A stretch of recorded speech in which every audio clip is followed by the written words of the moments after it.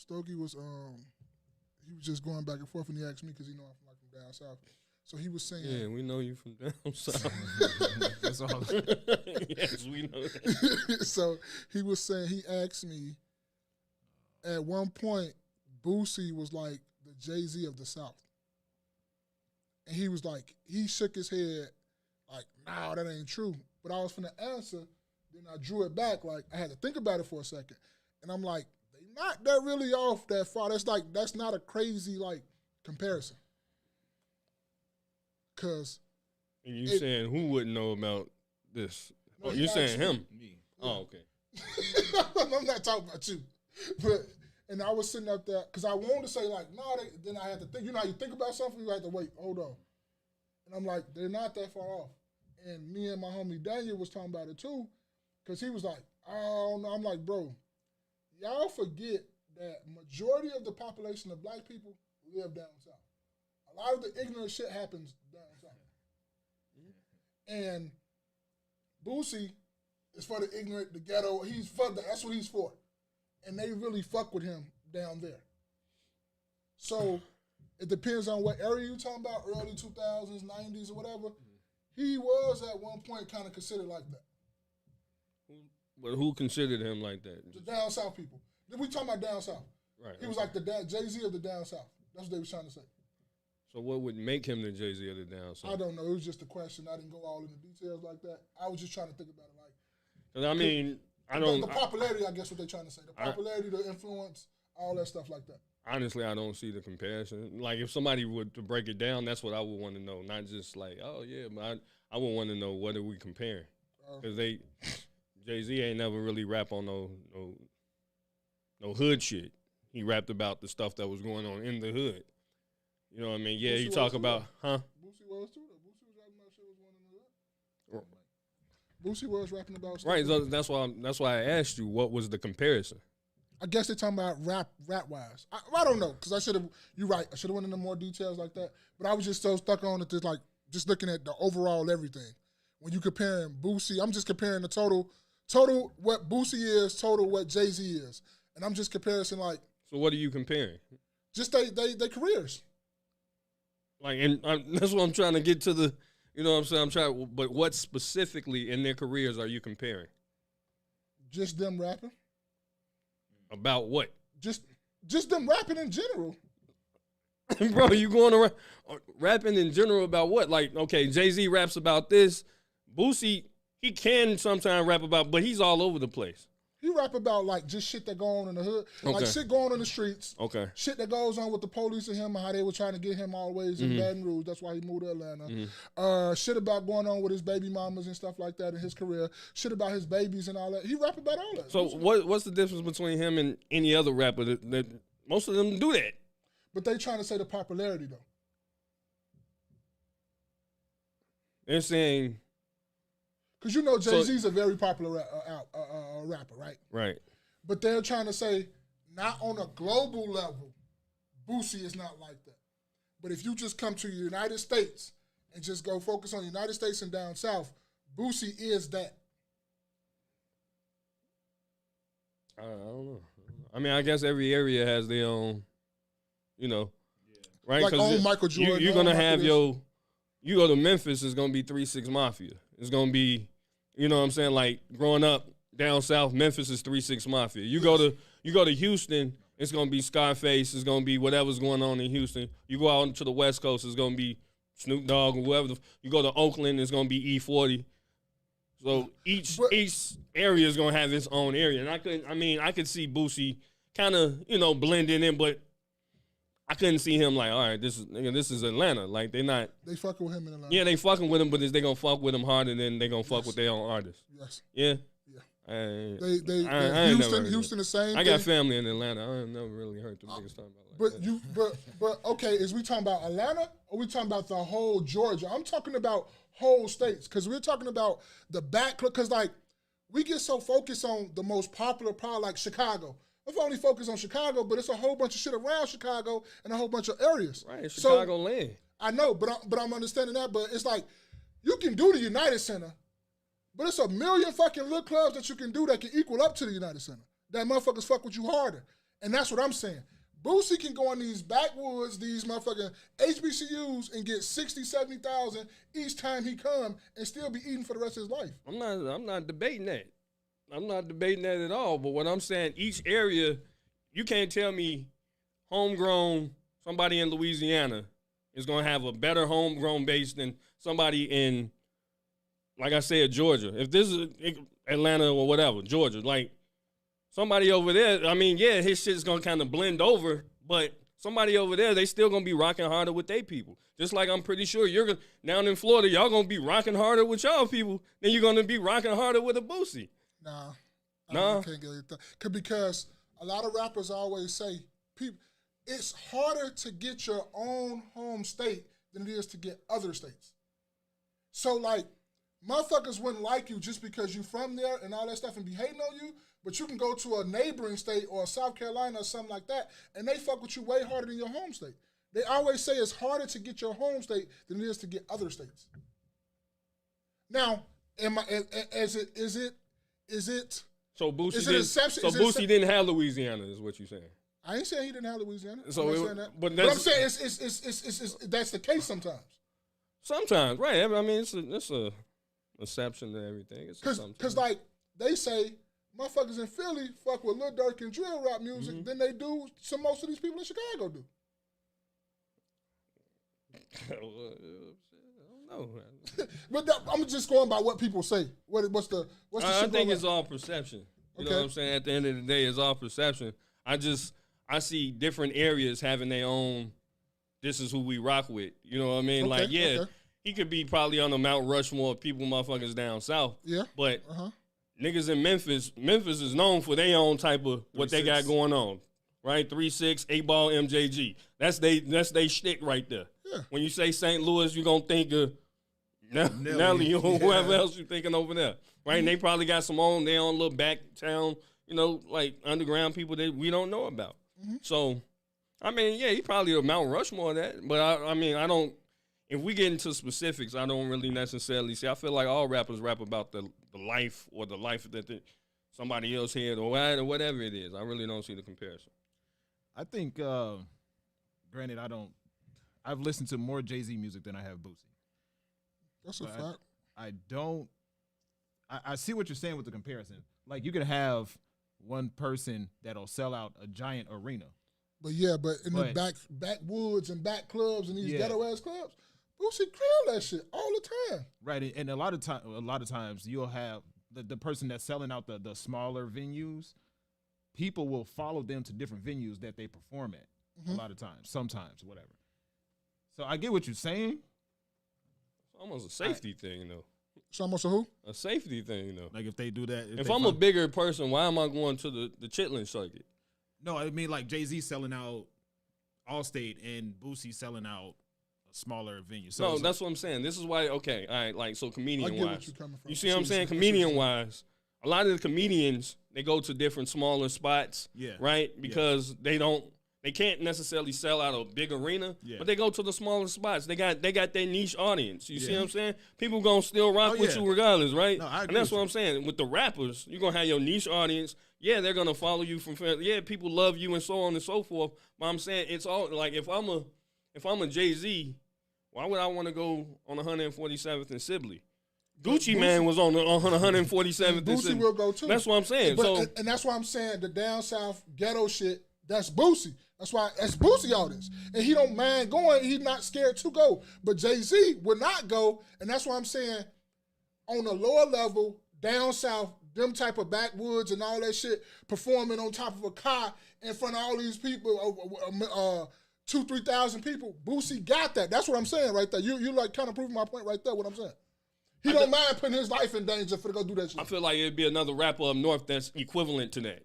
Oh, okay. You see what I'm saying? Where you would have an equivalent rapper that wouldn't mind going to the backwood type shit. Okay. You see what I'm saying? Okay. Where Jay-Z's not going to go there. Yeah, so you got a down. I'm sure there's a down south rapper that you could pick, like Wheezy, right? Wheezy's not going to go to the backwood shit. You know what I'm saying? No, not. Right? So that's somebody I could see there. Okay, you know what I'm saying? He would have the same. He can sell out some shit. He could have the same type of fan base. But I'm talking about if you had somebody up north, you pick your up north rapper. and say, well, okay, I can see him going to the Chitlin circuit. I can see him going down on the 40. You know what I'm saying? Just like you say, too. In the hard ghetto of America, remember they were saying at one point, they were saying, we don't fuck with Jay-Z like that. We fuck with Gucci Man. Oh, yeah, no. At one point they was going down and saying that shit, too? It was really it was a Jeezy versus Gucci. And the hood fucked, like, the main street fucked with Jeezy. The hood fucked with Gucci. Yes. Like I said, Gucci would come over here on 147th Street, like and be in cool Harvey. as hell. Yeah, like a motherfucker. They're not worried about nothing. Yeah. Yeah, and that's what I'm trying to say too. That's Boosie Lane, and that's how they feel. They look up to him like most motherfuckers will look up to Jay-Z. That's what I was trying to say. Okay. Cultivate your roots. Good afternoon. What's up, man? You're early in the stream this time. What's going on? Greetings. Greetings, man. Salutations. I to that regard, it's tough for me to compare. It's really like apples to watermelons type of thing. Apples to watermelons. It's not to. I mean, I guess it's true. Like Jay-Z has a nationwide influence, whereas Boosie just has a specific area influence. Yeah. So, I mean, that actually reminds me of Game of Thrones. Like there's 7 kingdoms, if I remember right, because it's been a minute. But it's like there's 7 kingdoms, and there's kings of each kingdom. Okay. But there is one king that is over all the other kingdoms. That's what it seemed like to, and obviously the smaller kingdoms have different sizes, but that's what it seems like the difference in Jay-Z and Boosie to me. Yeah. It's like Jay-Z, in this scenario, will be the king of all the kingdoms, whereas Boosie have a small little kingdom down south. Yeah, and then like he'll have a cult following too. Yeah, I guess I was just understanding what they were trying to say. No, I get it. I get the comparison. I'm just saying I can't compare Boosie to Jay-Z because the lyrical content is different to me. From what I've heard. You're right. And you not and like Jay Everyday brought this point too. It's the audience too, because like you saying, niggas don't want to be on 100. What you said, 100 and what something? Gucci 47 Sibley. 147 and Sibley. Niggas don't want to hear what Jay-Z got to say, but they want to hear what Gucci and Boosie got to say, because they talking about that shit because they street dudes and they street people, so they want to hear the street shit. Right. So I guess that's what I'm looking at too. Yeah. I'm looking at the street part of it because I was like, because when me and Stogie was talking about it, I was like, I understand where they're coming from and I get it, but I wasn't really, like, I fuck with a couple songs of Boosie when I was in the club down there and all that shit, but I wasn't really on him like that. I like Webby better. Mm-hmm. I was fucking with Webby. That Savage Life 1 and 2, that was my shit. I think people don't, like, you know, yeah, we live up here and they live down there, but the lives is essentially the same. You know what I mean? It's basically you doing the same shit. If you moving work, you moving work. You know what I'm saying? You know what I'm saying? So you rapping about the same shit. It's just the environment maybe a little different. You know what I mean? You got bandos versus projects, like, you know what I'm saying, like legit, you know, shacks and shit down south, dirt roads or whatever, but it's still the same idea. It's the same concept, and and you know, in actuality, it all ends you up in the same place, dead or in jail. That's a fact. It's all same end game. All the same end game. Good afternoon, Naps and Beauty. Welcome to the stream. Sis Everyday, what's going on? How you doing? Good afternoon. Welcome you guys to another episode of the KNoWKi podcast. This your man Space is standing on business. This your boy Mo. I forgot all about that shit, man. Yeah, we got to get on that shit. I forgot all about that. I don't know what that's about, but this is every day. What's going on, man? He said standing on business. He's standing on business. Standing on business, man. All right, yeah, for sure. You know what? You like skins just like dude. I ain't like it his brother. Yeah, what? What's going on, man? What we skipped last week, so give us a small update, man. How was it? How was your last 14 days? I was good, man. It was good. I had the Thanksgiving was good. I had the boo boo. You know what I'm saying? I had the shits. And a slight fever. There we go, baby. We back, baby. You know what I mean? We back. Had the boo boo, had the slight fever, but you know, I got help back. You know, people helped me out, and I'm good. You see Naps and Beauty? Did y'all see each other? Thanksgiving? Yeah. Okay. So you see Naps? No, because I don't know. It may be. That's Thanksgiving. Everybody come together Thanksgiving. Christmas, everybody's in their own thing, doing their own thing. They might come more than likely sell for Christmas. Yeah. But no, okay. I mean, that's my sister, so. Like, yeah, that's what I'm like. Yeah, like if it was a cousin, it might be something a little different, but. But still, sometimes you might not, like, because my brother, I won't be, but my brother's in another state, so Right. What is saying? Wait, they Because he was here. State. He was here. We'll probably see each other. You right. Yeah. My bad. D Money, what's I going mean, on? we share, what's happening, D? We share the same mother. You see what I'm saying? So a lot of Different times, when we share the same yeah, day. it's different when you send like a. What? It is. It's different. Yes, it Because was. you, a lot of times when you share the same mother, you're under the same roof. Yeah. 9 times out of 10, y'all together. Right, so you're a little closer than you are with the ones that you are, you know, your father. Like, your father kids be all over the motherfucking place. You know what I'm saying? It's the facts. It's right. And then me and my brother, we share the same father and mother. So Right. we'll be together. So y'all really together, we right? We close. So, We close. Me and my brother close.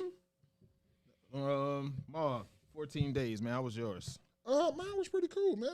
Goddamn, I ate damn near so many sweet potato pies. I still got one left for Christmas. This is in the freezer, baby. You already know how we doing. Yeah.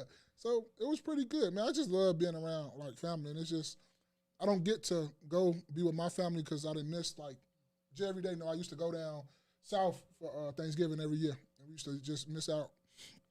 And I've been missing out on that. So it's been kind of, but it's been cool just being around people that you fuck with and that you love, and just listening to my mother-in-law and my father-in-law argue. That should be funny, man.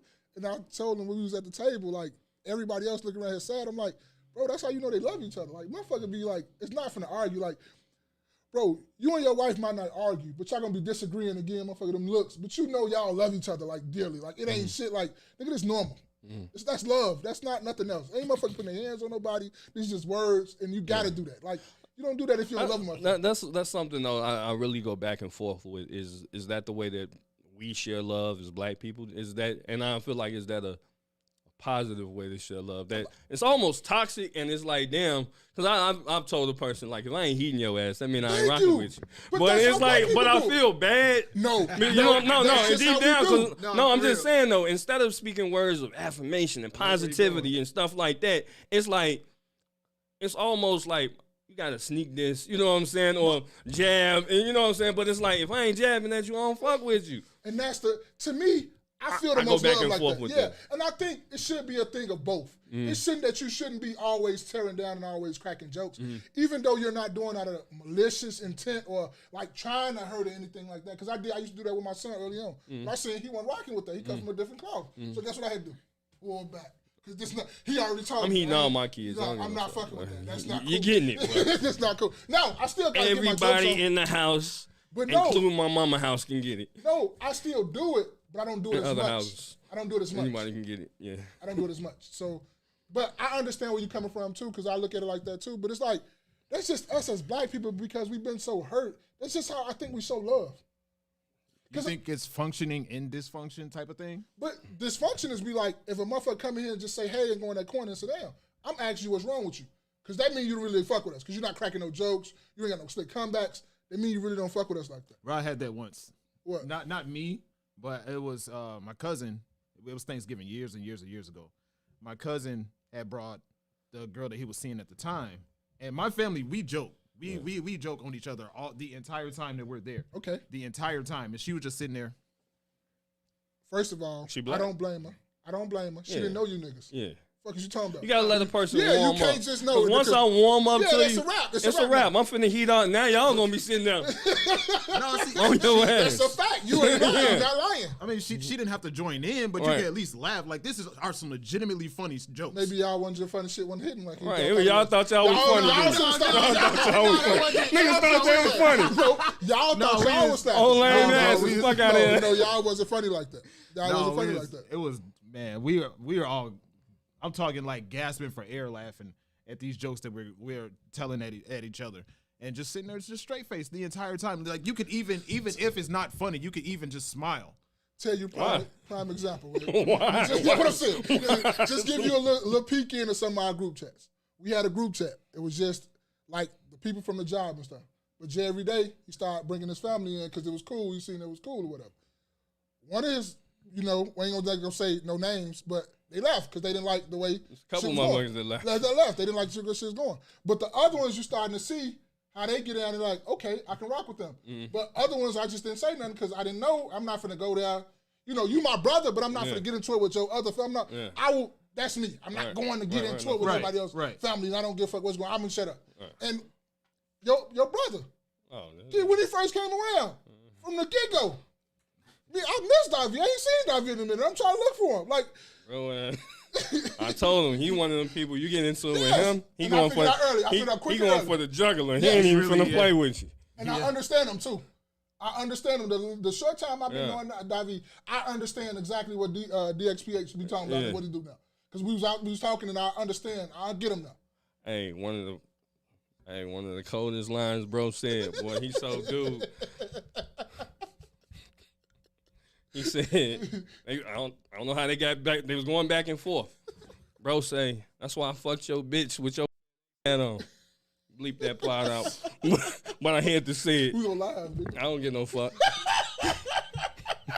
Shit. I don't give no fuck. That's what it was. Oh shit! It was what it was.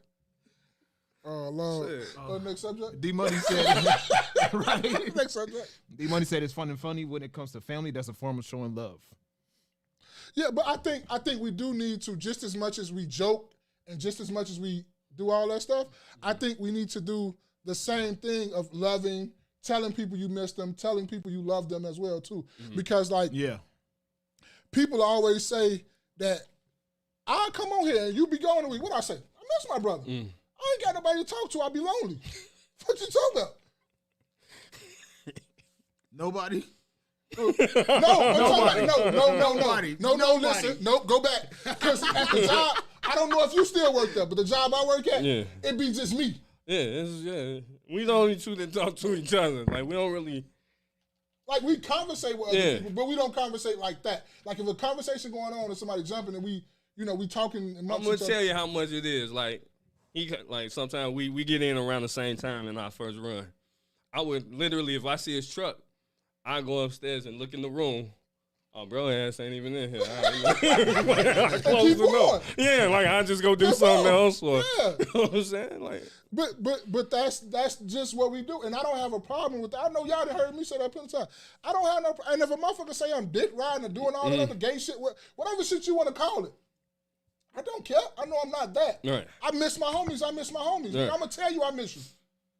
I'm not for the sit up, and I don't care if you tell me you miss me back, and I miss you. I don't give a fuck if you miss me.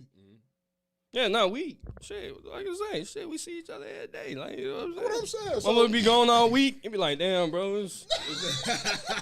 You know, because I mean, it's not a lot of people in our age group in there, and then it's like, I guess the younger black. I mean, shit, with the younger black people there. Yeah. So nobody really talk to us. We only talk to Are each you other. saying it's like a piece of you missing, man? yeah, He said, it's a fact. This ain't like the other station. Right, look, bro. You know what I'm saying? Can We say gotta- whatever you want to say, but that's not gonna. You know, my feelings is not gonna get hurt. I don't give a fuck what nigga talk about to think about me. Nigga, if I miss my homie, I miss my brothers. I miss my Damn, I brothers. miss my dog. Thank you. I'm not trying to hear that. Go play some Lil Wayne, drive it home. no, I just say that because you know when men start talking like that, people try to find whatever way they can to try to make it sound homosexual. Well, look here, bro. Hey, put that down so I can really see the camera. Like, so you up? see me. Hey, bro, I don't give no fuck what y'all talking about. I don't care. I do not give two shits, bro. I do not care. I don't care. Like, people think I be lying when I say that. I don't care. Maul. LTN. I do not care about what you say about me, what you talk about. Boy, I know who I am. I don't care. I miss my dog. I miss my dog. You yeah. call it whatever you want to call it. Theopolis, boy. Facts. Yeah. Theopolis in. What you talking about? Look, you sit over there talking about, give a fuck what they talk about. Yeah. So after we got Oh, that. he don't got premium, man. Premium. What the comments say, man? Anyway, how was y'all's? How was Thanksgiving? yours? How was It's yours? true. You How- just Yeah, went off yours. with What it. about yours? Yeah. Cultivate your roots said Patty about what you said about what DHPX said. Oh yeah, man. that is he, petty. Yeah, he was wild boy. But that's why you don't fuck with him. Leave him alone. It's don't joke with him and he will be cool. We all right, we're gonna talk about whatever. But once you start joking on him, that's just the way he is. Nah, That's the way he goes. he the type that's gonna put something out there. So So you can say something? So now he can definitely say something. Yeah. He put it out there so he can jam on you. So mine was good, man. I saw both my dad's side and my mom's side. I realized through this Thanksgiving, it's official. I've officially decided. And this was regarding the this or that's that we did last time. It's official. Ham over turkey, no questions asked. Ham over turkey. So ham over turkey. No, like there's no comparison. So that swine, huh? You can't get away from that, huh? Man. and my Dr. Umar voice, 3,000 slashes. 3,000. That's the last. Wait, didn't y'all choose ham too? I ain't saying I said turkey. No pork on my fork. Stop it. I just ate some bacon this I'm morning. just saying, man. Let Memorial Day roll around. What you putting on that grill? Barbecue. Barbecue. Beef short ribs. Beef steaks. You guys in the clouds, how was your Thanksgiving? Give us a quick update. Yeah. But let me see if I can get this to play real quick. And I know we can hear it. Let us know in the clouds if y'all can hear. But we were talking about rap music.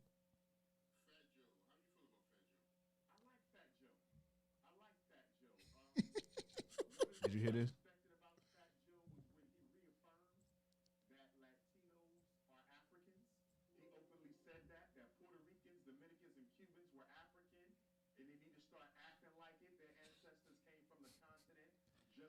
Oh, hold up. Let me make sure y'all can see it too. Can they hear that? Can y'all hear that? The video? Ain't for them to. Right, it just be dead air. Yeah. Can we get a 1 in the chat? You on some Ian Dunlap, you gonna come motherfucking sewer. You hear the video of the Dr. Umar. Here we go. Look myself, shit. Start it over. How much you just play? We can stop it whenever. Fat Joe, how you feel about Fat Joe? I like Fat Joe. One of the things I respected about Fat Joe was when he reaffirmed that Latinos are Africans. He openly said that Puerto Ricans, Dominicans, and Cubans were African, and they need to start acting like it. Their ancestors came from the continent, just like ours did. Now, some people could argue he only said that in order to, keep his validity in the hip-hop community. But I believe he was sincere. I believe Fat Joe was sincere. I'm a fan of Fat Joe. I like him. Speed it up a little bit. My biggest issue with all the rappers would be, when are y'all going to do more for the community? Because, see, my issue is this. Right now, we're celebrating the 50th anniversary of hip-hop. That's the big theme right now all over the country, all over the world. 50th anniversary of hip-hop. We only got 60 days left in 2023. They say they Barely here. care. Barely care. I think it's a bit of a delay anyway. Yeah, I'll add it in on the playback. Yeah, okay. So that one question he said with when you gonna give back, I got a question for him and for y'all too. Why would they give back when they kind of like selling their soul for it anyway by putting this shit out and by doing what they're doing? Like, why would you give back to something that you're taking back? Like, I don't know if it's going against their moral compass or principles, but you kind of like is going against moral principles just to, put some shit out there. And that goes for a question that I had on the thing. At what point do it goes from you trying to like shine a light on it, which is like what goes on in the ghettos, how much murder and stuff going, to you glorifying it? At what point does it like switch? Can they see us? Yeah, they can see it. Well, actually, you're right. Like, can they see us? I mean, You're right. My bad. So like, what point? What point does it go from us bringing shining light? Like Jay-Z said, how he was selling dope and how all this stuff was cracking the hallway. I could 10 bathrooms, I could shit all day. From you going from rapping about that to now. When does it go from that to like glorifying it? glorifying the drug life. What you seeing in the hood? Because we talk about what goes on every time and what not, but we don't talk about it in that light. We're talking about how can we change it? What can we do to change it? What do we need to start doing? How we need to start acting? We don't just keep shining light on all the bad shit, even though we talk about the bad shit, but we do try to find a way to like, how can we help it?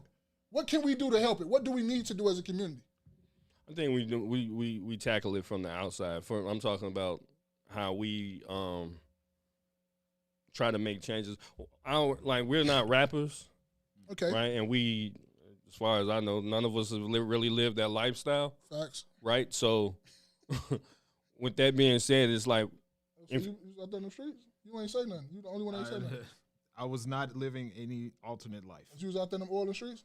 Orleans streets, that's crazy. No. Oh, okay. I was just checking. I was just rocking with you. But so we coming from it from a different, side of the game. I don't know, like if I was raised up in it and that's all I saw, and that kind of goes with that little boy. The little boy rapper. Yeah. Which one? Is it the one Either one. Whatever. the one with finesse 2 times them or the other one? I think Either his name one. King. It's the same type of, same type of premise. But, it's the little boy's rapping, but he's rapping everything basically. Maybe definitely some adults have really probably wrote from him or something. Yeah. But it's still that he's still around that environment. So it's kind of hard to tell somebody like who's coming up around that environment what do you do to change something like that? But it's so to me, it's okay for you rap when you first starting off rapping about it. Mm-hmm. But like Charleston White said, at what age do you keep like rapping about this shit? Like we remember we listened to albums, right? Mm-hmm. And we keep saying how a lot of these old niggas still trying to be young. Mm-hmm. Or whatnot like that. At like what point does it click? You still rapping about the same shit that you're not doing no more. Mm-hmm. Just because it's selling. He actually mentions that. He actually talks about that a little bit in the video. Let's do this. We're going to let this year-long celebration go by, and nobody's going to have a serious conversation about whether hip-hop has actually been a benefit or not to the black community. I haven't seen a conversation, a YouTube, a town hall meeting, a BET special. I don't see anybody talking about the ramifications, the negative impact that hip-hop has had on the black community. Now, the first thing the hip-hop artist is going to say, I'm only rapping when I live. But you don't live it no more. The minute you start making money, you moved out the neighborhood. So why are you still rapping about drugs and death when you don't live around that no more? That means you're a hypocrite. If you're telling me you're rapping what you live, you don't live it no more.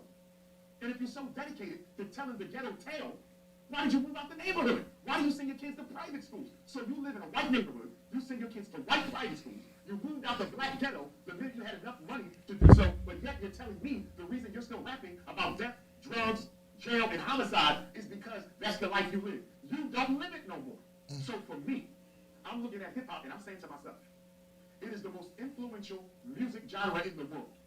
50 years, a multi-billion-dollar industry. And in 50 years, the hip-hop community hasn't built a single relevant institution for the black community anywhere. Think about that for a minute. Think about that. Look, Dr. King began his career with the Montgomery bus boycott in 1955. Dr. King was assassinated in 1968.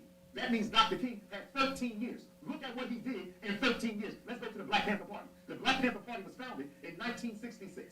The revolutionary phase of the Black Panther Party was pretty much over with by 1971.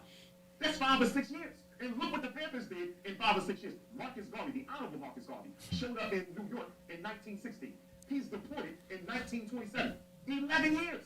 Hip-hop has been around for 50 years. Not a single hospital, not a single school, not a single bank, not a single supermarket, not a single distribution company. How can we call hip-hop a blessing to the black community with that type of money being made off of our culture and the community doesn't benefit from it at all? So you come to the community and give out a few turkeys. You come to the community and give out a few pair of sneakers. You come to the community and you throw a couple parties, and in exchange for some damn turkeys and chickens and some sneakers, you push death and destruction on our children who are living, and we're supposed to be okay with that because we locked on some clothes and some turkeys. It's not acceptable. Until hip-hop begins to be a blessing for the black community, hip-hop is an agent of white supremacy. All right, man. I mean, there's 3 more minutes left in the video, but I didn't want to say too much because he said that exactly what you were talking about in the video. Mm-hmm. So what from that, 5 minutes that we just watched, what are your thoughts about that?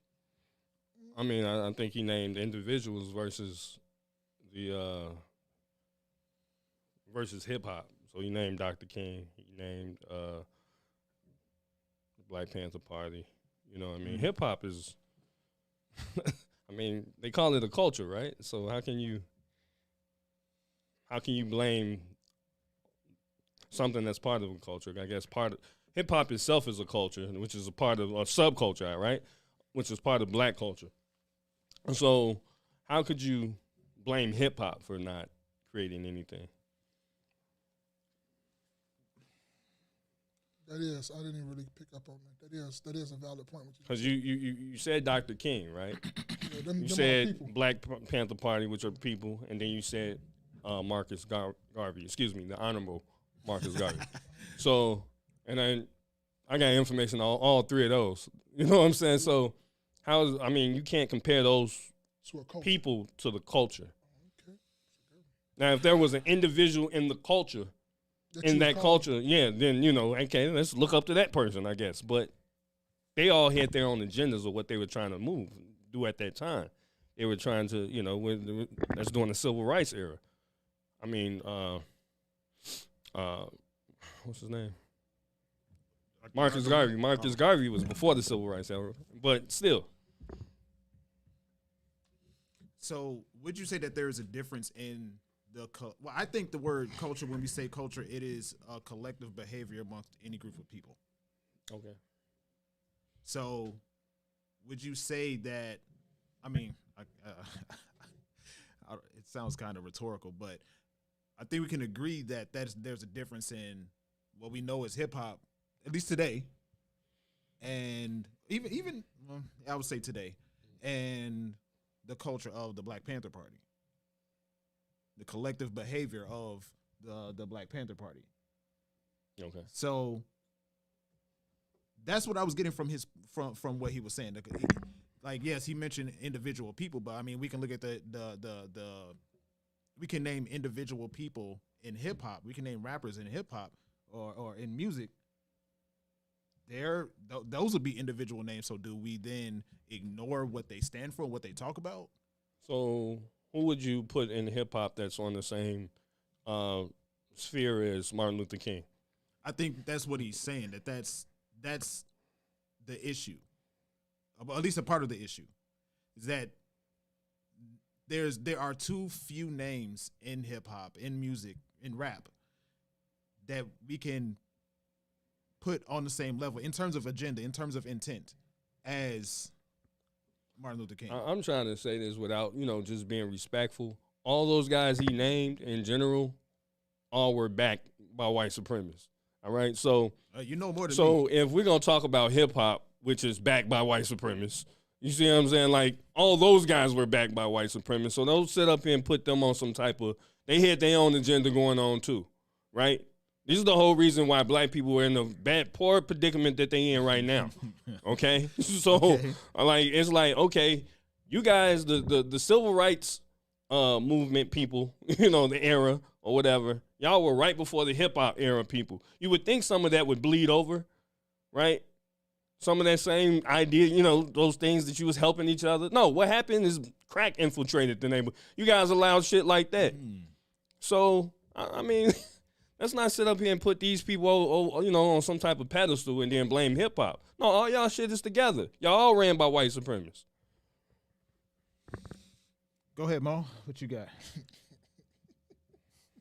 Lord have mercy. Marcus Garvey ain't been to Africa one time.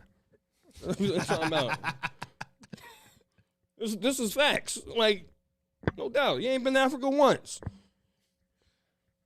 What you got, Mo? I ain't got nothing. Nothing at all? I just talked before that went on. It was your turn. You could. I thought you might have something to No, but what he said, that's like, bro, to me, we always say, oh, what people should do, we need to get out on our own. We can keep beating the chest about that, we need to get on our own and do that, but we always gonna be backed by them. That was backed by them, right? Hip hop is backed by them. Every little movement we partner up with the same people we despise and the white supremacists. They always have some type of hand in it, letting you do just enough for you to shut the fuck up. When have we ever did something that's just totally on our own, not backed by them? Period. Nothing. When they see that they can make some money off of it, when Black Lives Matter. Black Lives Matter, whatever. As soon as they see they can make some bread and push an agenda, that's when they're gonna get their hands in it, right? So, for Umar to sit up here and talk about these other characters, right? Because they all characters. So you sit up here and talk about these other characters and then want to blame hip hop. Like, again, all of y'all are in the same you're in cahoots, bro. Like, I can't put Snoop Dogg on no different level than whoever the fuck else because they're all pushing the agenda. Whatever agenda the white folks is, you know what I'm saying, the white supremacists is asking you to push because they the ones who cutting the check. That's who you're listening to. And this is why you can't get shit done in the hood. Right? We seen that in Clone Tyrone. They literally said, like, in the movies, this is why you can't never find who killed who. We use y'all against each other. Exactly. And we got these little motherfuckers running around killing each other. Yeah, it's gonna be a problem. You'll never get that far. That's what I just said. We never, like, it's always, they always got their hand in the shit. Yeah. It's never that we just back our own, we just go without, like, okay, we ain't got this, we got to build till we make it on our own without nobody else help. But everybody always want to partner. Like, I can understand you partnering up with each other if that's what you want to do. And if you want to go partner up with any other corporation, you do that too. But don't be talking about I'm 100% for this, I'm 100% for my people and all that. When you partnering up with them, you still doing what you're doing. Mm-hmm. How is that making any sense? Right. Or if you do build it up, guess what you do? You sell it at the end to them. Yeah, that's true. And it's all about the money. So don't get mad at nobody else because they doing something for the money if you doing something for the money too. That's why I never look at people talking about some, oh, this, that, and the third. Because, nigga, as long as this shit line, I done told y'all this plenty of time. Shit line up with my morals, I'm going with it. Now, if it don't line up with my morals, I'm just not doing it. I don't give no fuck what money you talking about. I don't give a fuck nothing about none of that shit. It don't matter. I had a conversation with somebody just today when we were sitting up here. Me and her were talking about, because I sent that thing about Cash Doll wearing that fit, right? Yeah. And I told her, if you're single without no kids or nothing, do your fucking thing. But if you got kids and stuff, it's just certain things you shouldn't be doing no more. You're a fucking mother. That's just point blank. But she say, oh, Cash Doll is an artist. She's a celebrity. What the fuck does that mean? That's how she make her money. So fucking what? Certain checks you just shouldn't take. I don't give a fuck what goes on. I don't give a fuck how much money they throw at you. Your morals should kick in, right or wrong. Should, yeah. But she was telling me that, oh, that's just what she is. She's a celebrity. No, that's the problem. As soon as a motherfucker dangles some money around you, you in the motherfucking car sucking dick or something. You behind the Popeyes getting fucked. As soon as somebody dangle enough cash around you. Yeah. And them facts, though. Yeah, if you don't got no basic moral. Thank you. Just basic moral some principles. Shit that you ain't gonna fall below. It don't matter. Right? And that's what I'm telling my son right now to this day. We had them conversations. What is your morals? What's your morals in your heart that you're not doing for? I don't give a fuck what goes on. What's your principles? What you stand on? Us as men and women, that's what we need to teach our fucking kids. You stand on this, you don't budge from this. I don't give a fuck if a motherfucker give you $2-3 billion. Don't move from what the fuck you talking about. Nah, I'm not doing that. I don't give a fuck what you talking about. I'm not doing that. Nasa Beauty said, is there a difference between hip-hop and Black American culture? They call it the same. They say it's the same. I think it's a part of Black American culture. Hip-hop is a part of Black American culture. Doesn't mean everybody who's Black participated in it, but I think it is part of the culture, yeah. What would you, if you can, because this is just a question off the top of my head, what would you say would be the difference? Like what she said is there a difference between hip hop culture and Black American culture? So no. You said it's a part of the culture. What would be some differences between the two that you? Yeah. No, I don't think it's. I think it's. You have the parent company, which is Black American culture, and then under it, it's just a subsidiary. It's gonna be your hip hop. I think it's Black people, and then it's niggas and hip hop culture. That's what I think it is. Okay. So are you saying I would put the culture with the hip hop shit because like I always say, social media and hip hop. For as much good as they did, the shit was terrible for our fucking community. I don't give a fuck what you say. And that's part of what he was saying in the video. Because y'all hear me say this all the time. I understand how many millionaires it made. I can't understand how many lives it changed. But for how many lives it took and how many lives it fucks up, that don't equal out to that. I'm not trying to hear that. And that goes the same thing with niggas. That goes the same thing with hip hop. That goes the same thing with all that shit. As much lives as it helped change, it did way more damage than it did good. Well, let me ask you this, right? Because this was something I was pondering. I was thinking about. Pondering. No, seriously. It was something I was really thinking about, and it's about guns. And you know how they say, guns don't kill people, people kill people, yeah, right? Who said that? Guns don't kill people. Stupid mother effers. What guns kill? That was Chris Tucker in Money Talks, I think. Okay. Okay.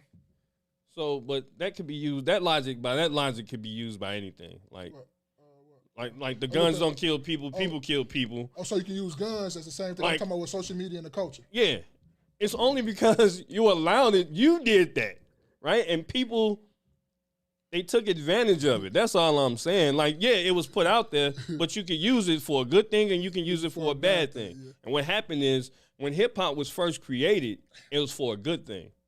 You know what I'm saying? And I think what happened, we got, you know, again, white folks start putting their hands in shit. You know what I'm saying? Say, hey, we can make some money. And then all of a sudden, it was like, you know, it just went to shit. We went into the NWA, and not saying NWA fucked it up, but that was the breaking point when we, you know, because now we want to start talking. I mean, because shit like this been happening in the hood for a long time. Even when they, you know, first started rapping. Dropping crack in the hood, right. Same thing. They was rapping about it, but it wasn't. But then, okay, NWA took it. And then it was like, which rapper could take it even further and further?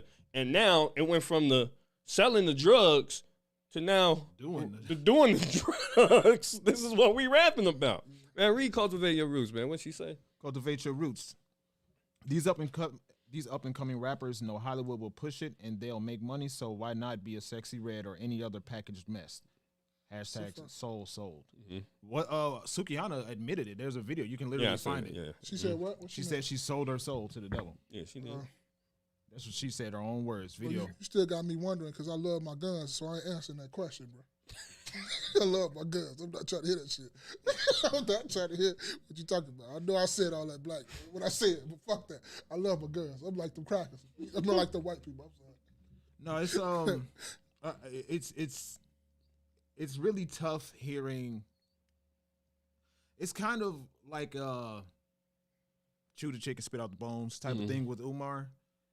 From what I've been hearing, because I've heard him talk, I've heard his Breakfast Club, a lot of his Breakfast Club interviews. I heard some separate.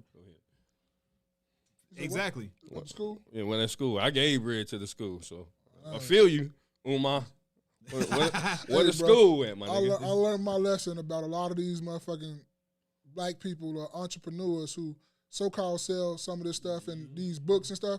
And I'm not finna sit up here and say that, you know, when you're younger, because I'm not even gonna put it on as younger. I have contribute to some like buying this the workbook or whatever fuck you call it for this or that, and it's like, why the fuck am I doing that when they give away things for free? Like, why? YouTube University, baby. Facts. Why? Why am I doing it? And we talked about this too. That's holding myself accountability and looking within myself and self-correcting myself. Like, why am I putting my money and giving you $49.99, $10? I could buy another stock with that. What am I giving you that for? Yeah, and that's what I was saying. It's tough to really listen to Umar because, again, like you just said, one, where's the school, right? And then he tried to. I saw videos of him in front of the school. I think it said FDMG on there or something like that. In green letters, I forget exactly what it was, but I saw a video, another video, maybe somewhere around a month later, where somebody broke one of the windows. They allegedly hit it with something and broke one of the windows, and he did his typical spiel: hit the cash app, hit the cash app, hit the cash app to fix a window. And don't get me wrong, man. It's not bashing Umar. I like Umar. I think he's entertaining. You know, he speaks very well. I mean, the dude, he's just on point, but it's just like, bro, like all that, I don't know. I think people try to cash in on this, you know, being black, quote unquote, being black, buying black, and so on and so forth. And people they're not putting their best effort or putting out the best product. You know, it's just like, oh, well, a person's black, so I'm black, so you should be buying my shit because I'm black. Yeah. You see what I'm saying? Because we black. And But you didn't hype your shit up 30,000%. Right. And you want me And to the pay quality is not even the quality You ain't want even me the to pay for same. that. Right. If Now, the shit is of good quality, I'm gonna fuck with it. I'm gonna support it. But if it's not, I'm not fucking with it. I don't give a fuck what you color you talking about. like it was some sweaters. I was, a sweater I bought. I'm like, man, it looked real nice. They presented, but anything online is gonna look real nice. And then I went to buy it. The back of it is made by Gildan. Like I can get that from Foreman Mills. I don't need to buy those t-shirts. That's what I'm saying. I don't buy those t-shirts, B. Like, bro, like don't just plaster somebody, school name up there and then And the then back of you got Gildan. You Right. done paid motherfucking. You done paid motherfucking $5 for the sweatshirt No, you know what they get? Got a bundle of 1,000, paid $10 for them bitches. from Temu. It's a fact. Like, no, I'm not paying for that shit. Yes. And the thing about it is, as an adult, you don't mind paying for it if it's good quality. That David Banner hoodie that I always wear with the fist on there, nigga, that shit was $80. I was mad it was $80, but guess how long I had that motherfucking sweater? About 3-4 years now. I got it for Christmas. And it's still the same. It's one of my favorite sweaters. Y'all see me with it all the time, especially when I ain't got nothing to wear. I'm gonna put that bitch on. You feel me? I was gonna wear it today, but I'm like, nah. It'll be on next Sunday. It'll be on Yeah. But you feel what I'm saying? If it's of good quality, you don't mind paying for it. Facts. And that's what I was saying about with Umar, because one, again, there's a school, right? But then two, he has this rhetoric where it's like the white supremacy, suppressing black people. But at the same time, I can pull up another interview where he admitted that he solicited the help of white people. Could these possibly be the supremacists that you say are oppressing black people? I know what you're talking about, but he said because he couldn't get the black folks. Right, and I was going to give that context because I hate to leave context out. Because whatever, hey, but Dr. Umar ain't say that. Yeah. Hey, make us go viral. I don't care. I clean it up later. but okay, so just like you were just saying, like they have their hand in it now. Mm-hmm. So your school, FDMG Academy, all that, the supremacists that you have so much flack towards, that you have so much smoke towards, basically help fund your school. That's what everything though. Like, and that's what I'm saying. So I'm saying how basically what I'm saying is, how does he have smoke for the very people that are helping? Well, this society, I mean, and this is again something I was thinking about, right? You was pondering. I was pondering about is that there's no aspect in this society that you can go anywhere without having to deal with white people. I'm not talking about white supremacy. I'm talking about white people in general. Right. You're gonna have to, in every aspect of life, you're gonna have to fuck with them some ways. So White you know folk. what I mean? I don't White care if folk. you're going to the hospital, White folk. right? I don't care if you got to get your car fixed, White folk. right? You got to go to work. White folk. You need a loan. You White need a folk. loan. You need some teaching. You White need folk. groceries. White folk. Right? Just anything you can think about, you're White going to have folk. to deal with them, some aspect of life, right? White folk. So the law, like, you know what I'm saying, you get in White trouble, folk, white definitely folk. white folk, White right? folks. So You don't need one of them J's to go with that white folk. What about getting a loan? White folk. white folk. Shit. So, Get in the car. White folk. and It that's, depends on what white folk, because you might have to go European white folk, you go American white folk, you but go it's gonna Chinese white it's gonna folk, be some white folk, you go Japanese white, White folk, folk. but you going white folk. right? Yep. Hey, something else. Hey, guess what? I He's got a spitting. phone. He's spitting. White folk. White folk. I'm finna go get this app. White folk. We I'm on- playing fantasy football. White folk. We on YouTube. White folk. It's Facebook. White folk. powered. YouTube powered by what? White folk. White By Google. folk. White folks, and I help with them too. I'm with them too. He I'm part with of white folk. He Yeah. part of a white Part of them folk. too. I'm part of them too. What kind of I'm a shoes I got on? You white see my folk. shoes? White folk. The White folk. Nikes. Guess what? I'm a chocolate white folk. That's an Oreo. Guess what? Trying to tell you, boy, you cut off these lights, all you see in my man's eyes. Yeah, white folk. Keep talking about. I'm like, keep talking all that shit all they want Yeah, to. White you folk. ain't nowhere around these White folk. motherfuckers. Just like, hey, guess you what gotta name fuck of with this them. podcast? White folk. White folk. What you talking about? Fuck, keep talking all that shit. White folks. You can keep talking all that black power shit all you want to. Nigga, get yours and move the fuck out the way. I Just get learn it. how to deal with them. And I get it, man. It's like, you you help your community the best way that you can, where you at, and I'm talking about your nucleus, your home, right? Your home is your community first, right? And then you go outside, and then you help your brothers and them. You see what I'm saying? Then you help that, right? Yeah. You help their community, and then you build, you go on and go forth. But, you know, just because somebody necessarily black, it's like a lot of times, man, people play on that. You know, you got a lot of poor paupers out here. You say you need that on the shirt. White folk. Matter of fact, Trademark. that's gonna be a motherfucking what you call on the thing. All black shirts with white folk on Go it. there, And chalk. Hey, what? That's a clip that needs to go viral. Well, that's the clip you need to cut that clip up and put that shit out. White folk. Yeah, I just it's really a double entendre with him. It's really like what he's saying is true, but it's also What you doing? it's what are you really doing for real? For real? Yeah. What are you doing for real? For real? Like, yeah. I mean, that's one of the things I really noticed, like, because people are quick to bring up these people from the past, you know, prior to me being alive, any of us on this panel being alive, they're quick to bring up those throwback niggas. And the stuff that I'm learning about them doesn't add up with the shit that I've learned about them in school. That's a fact. You know what I mean? I learned that they're a lot more mischievous. They're a lot more nefarious than what I really thought. You know what I mean? They had their own issue. I mean, they were human. And guess right? what they was doing? Dating white folk. White folk. What? What? You get what they were doing? Boy. Dating white folk. Hey, that was that nigga dream. I have a dream. I can date white folk. Yeah, y'all say what you want to. Yeah. That's why I be side-eyeing, mother. Niggas dating the white folk. The honorable, what's his name, too, what he just said. Yeah. What the fuck? What dude name? Elijah Muhammad. No. I'm saying. Malcolm X, was it Marcus Garvey? Marcus Garvey. Yeah. Marcus He Garvey. look like he like white folk. That's Fat what I'm white folk like saying, white man. We do all that. They doing all that back to African shit. Yeah. Like, look, man, and I got Africa right here. You know what I'm saying? Because I know y'all understand. I want to. Yeah, but still, it don't. Right? At the end of the day, I call that y'all be talking about. Hey, well. I be over here lying to the people, getting people all worked up, and then be stealing the money. Yeah, nigga. As much as we sit up here and say it, guess what we need? White folk. Much as we sit up here trying to be black power, all that shit you want to, guess what we need? I mean, and to that degree, right? Like I said earlier, Umar said he tried to get he tried to solicit the help of black people to do the Black people the put the HVAC. bread. They put the bread up though, bro. No, I'm not denying that. I'm not denying. I'm saying it's truth and hypocrisy. It sounds like truth and hypocrisy at the same time when he talks. So that's what it's man. That's all I have for that. Man. I mean, look, I don't. Dude.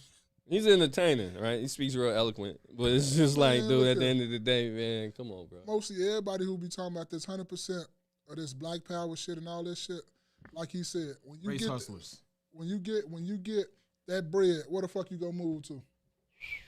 I'll move out. With them white folk, gated at, right? community. With them white folk. Yeah, and you gonna go to them. What school with white folk, right? The white, well, private. Yeah, you gonna go private. When you get money, that's what you do. That's what happens. You move to better. Don't nobody just sit up there and stand on 147th and what you called it out there? Sibley.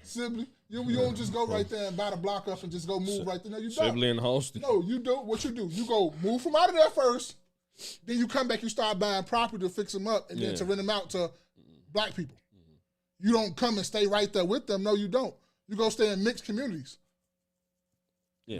I mean, it's just kind of unfortunate for, us that we have to move up out of there. I mean, you don't necessarily have to, but it goes back to what we were talking about with the rappers.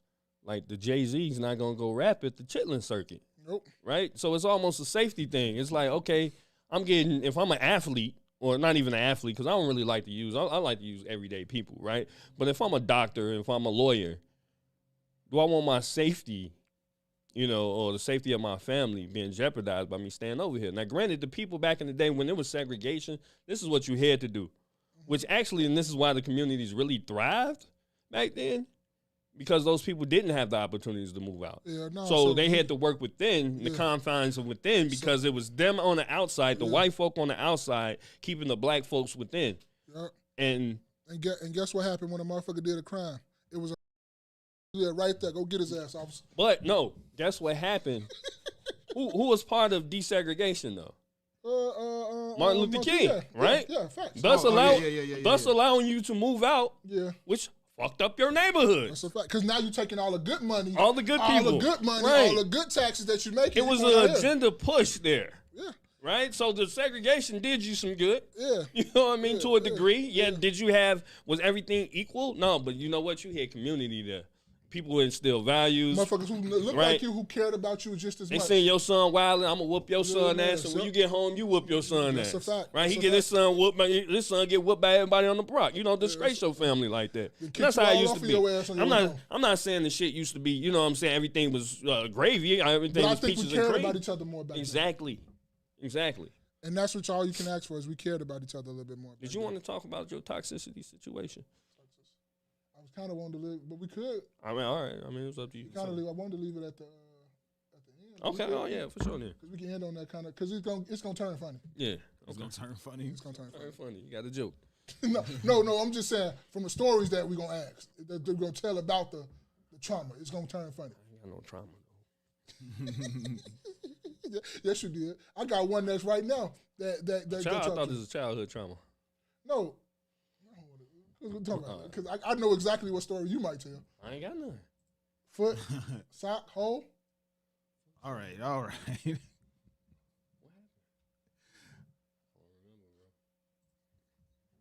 We talk too much. I don't remember. What's this going This on? one? No, that's not that. I always had this stuff queued up in my phone. You had a lot of questions in the. Yeah, I did. I did have a lot of questions. You want to ask any of them? Yeah, let's get this chat involved in this shit, man. Let's ask this chat some of these questions. In a relationship, when does it ever be equal? And when I say equal, I mean like, you know how the wifey or your girl would be like, man, I did this, this, and this. And then a guy would be like, oh, but I paid this, this, and this, and I did this, this, and this too. Is it ever equal in a relationship? I think individual contributions make up equality. Individual contributions, because they say, and this is a different, aspect, but we talk about the whole 50-50 equation, right? And I don't think we specify enough what specific aspect of 50-50 we're talking about. So you try to be funny. What I do, Rob? Go ahead. I'm sorry. But I think when it comes to one way of looking at the 50-50 thought process is you giving 100% of whatever you're supposed to give is 50% of the relationship.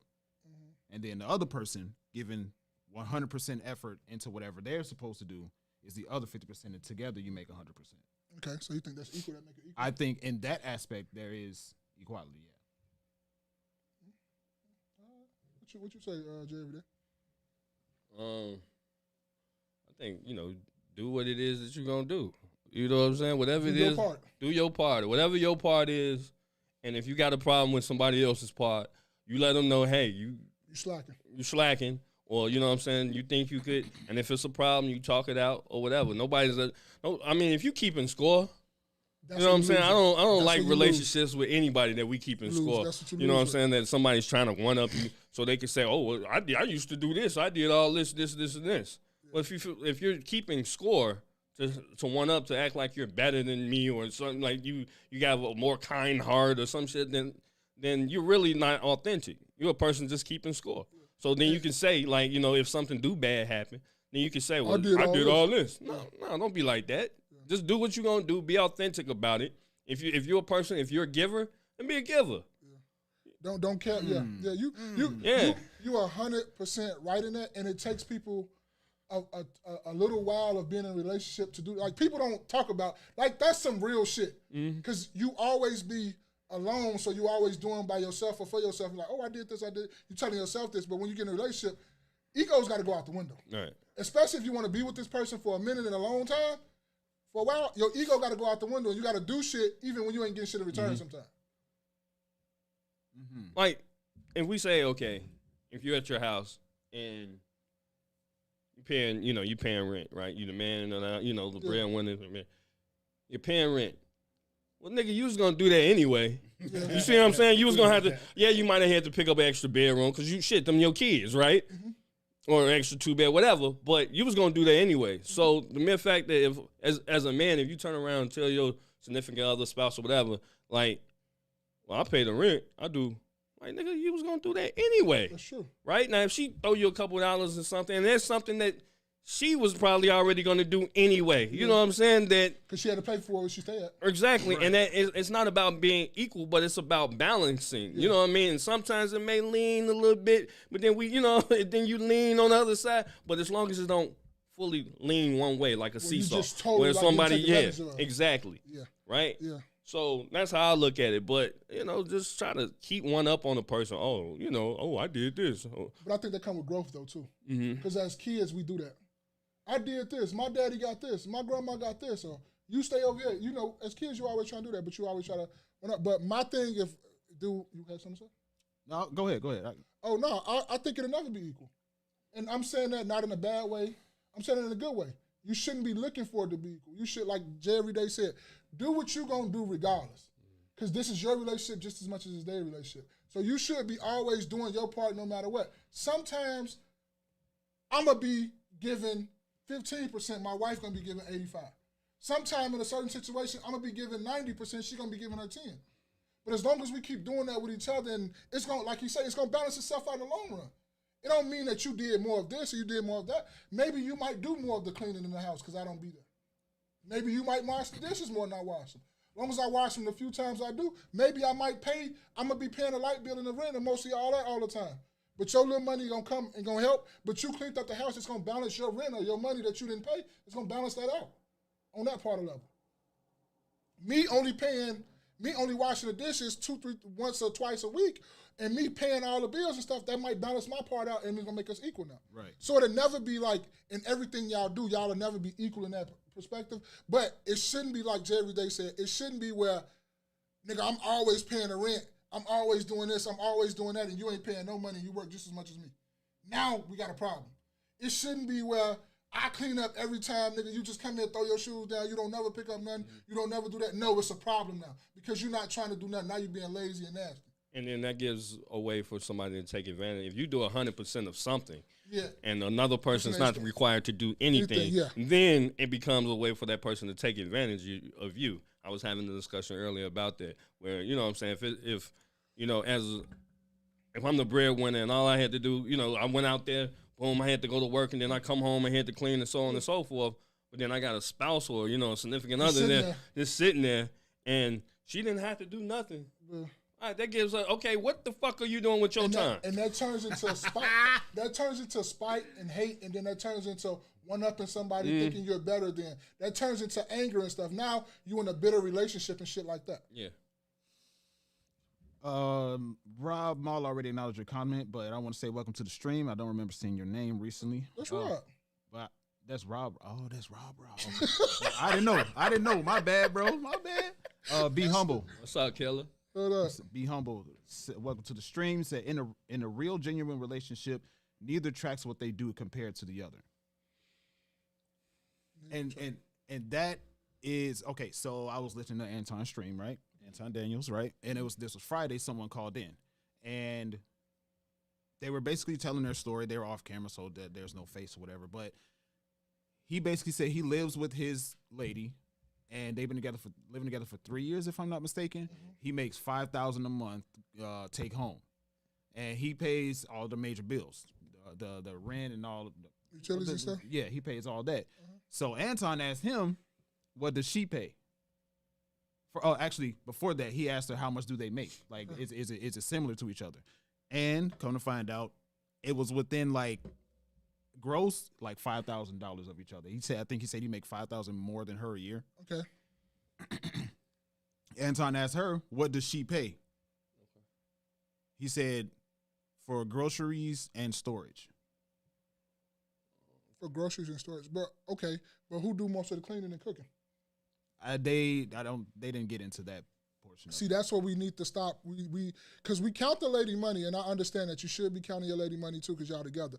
But that's where her part come in at. If she's doing most of the cooking, most of the cleaning, and you paying most of the bills, that's where the equal come out. It is not a balanced. It's not an uneven scale no more.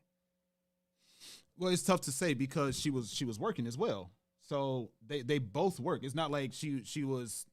Well, he didn't specify if she's like a stay at home, work from home or whatever.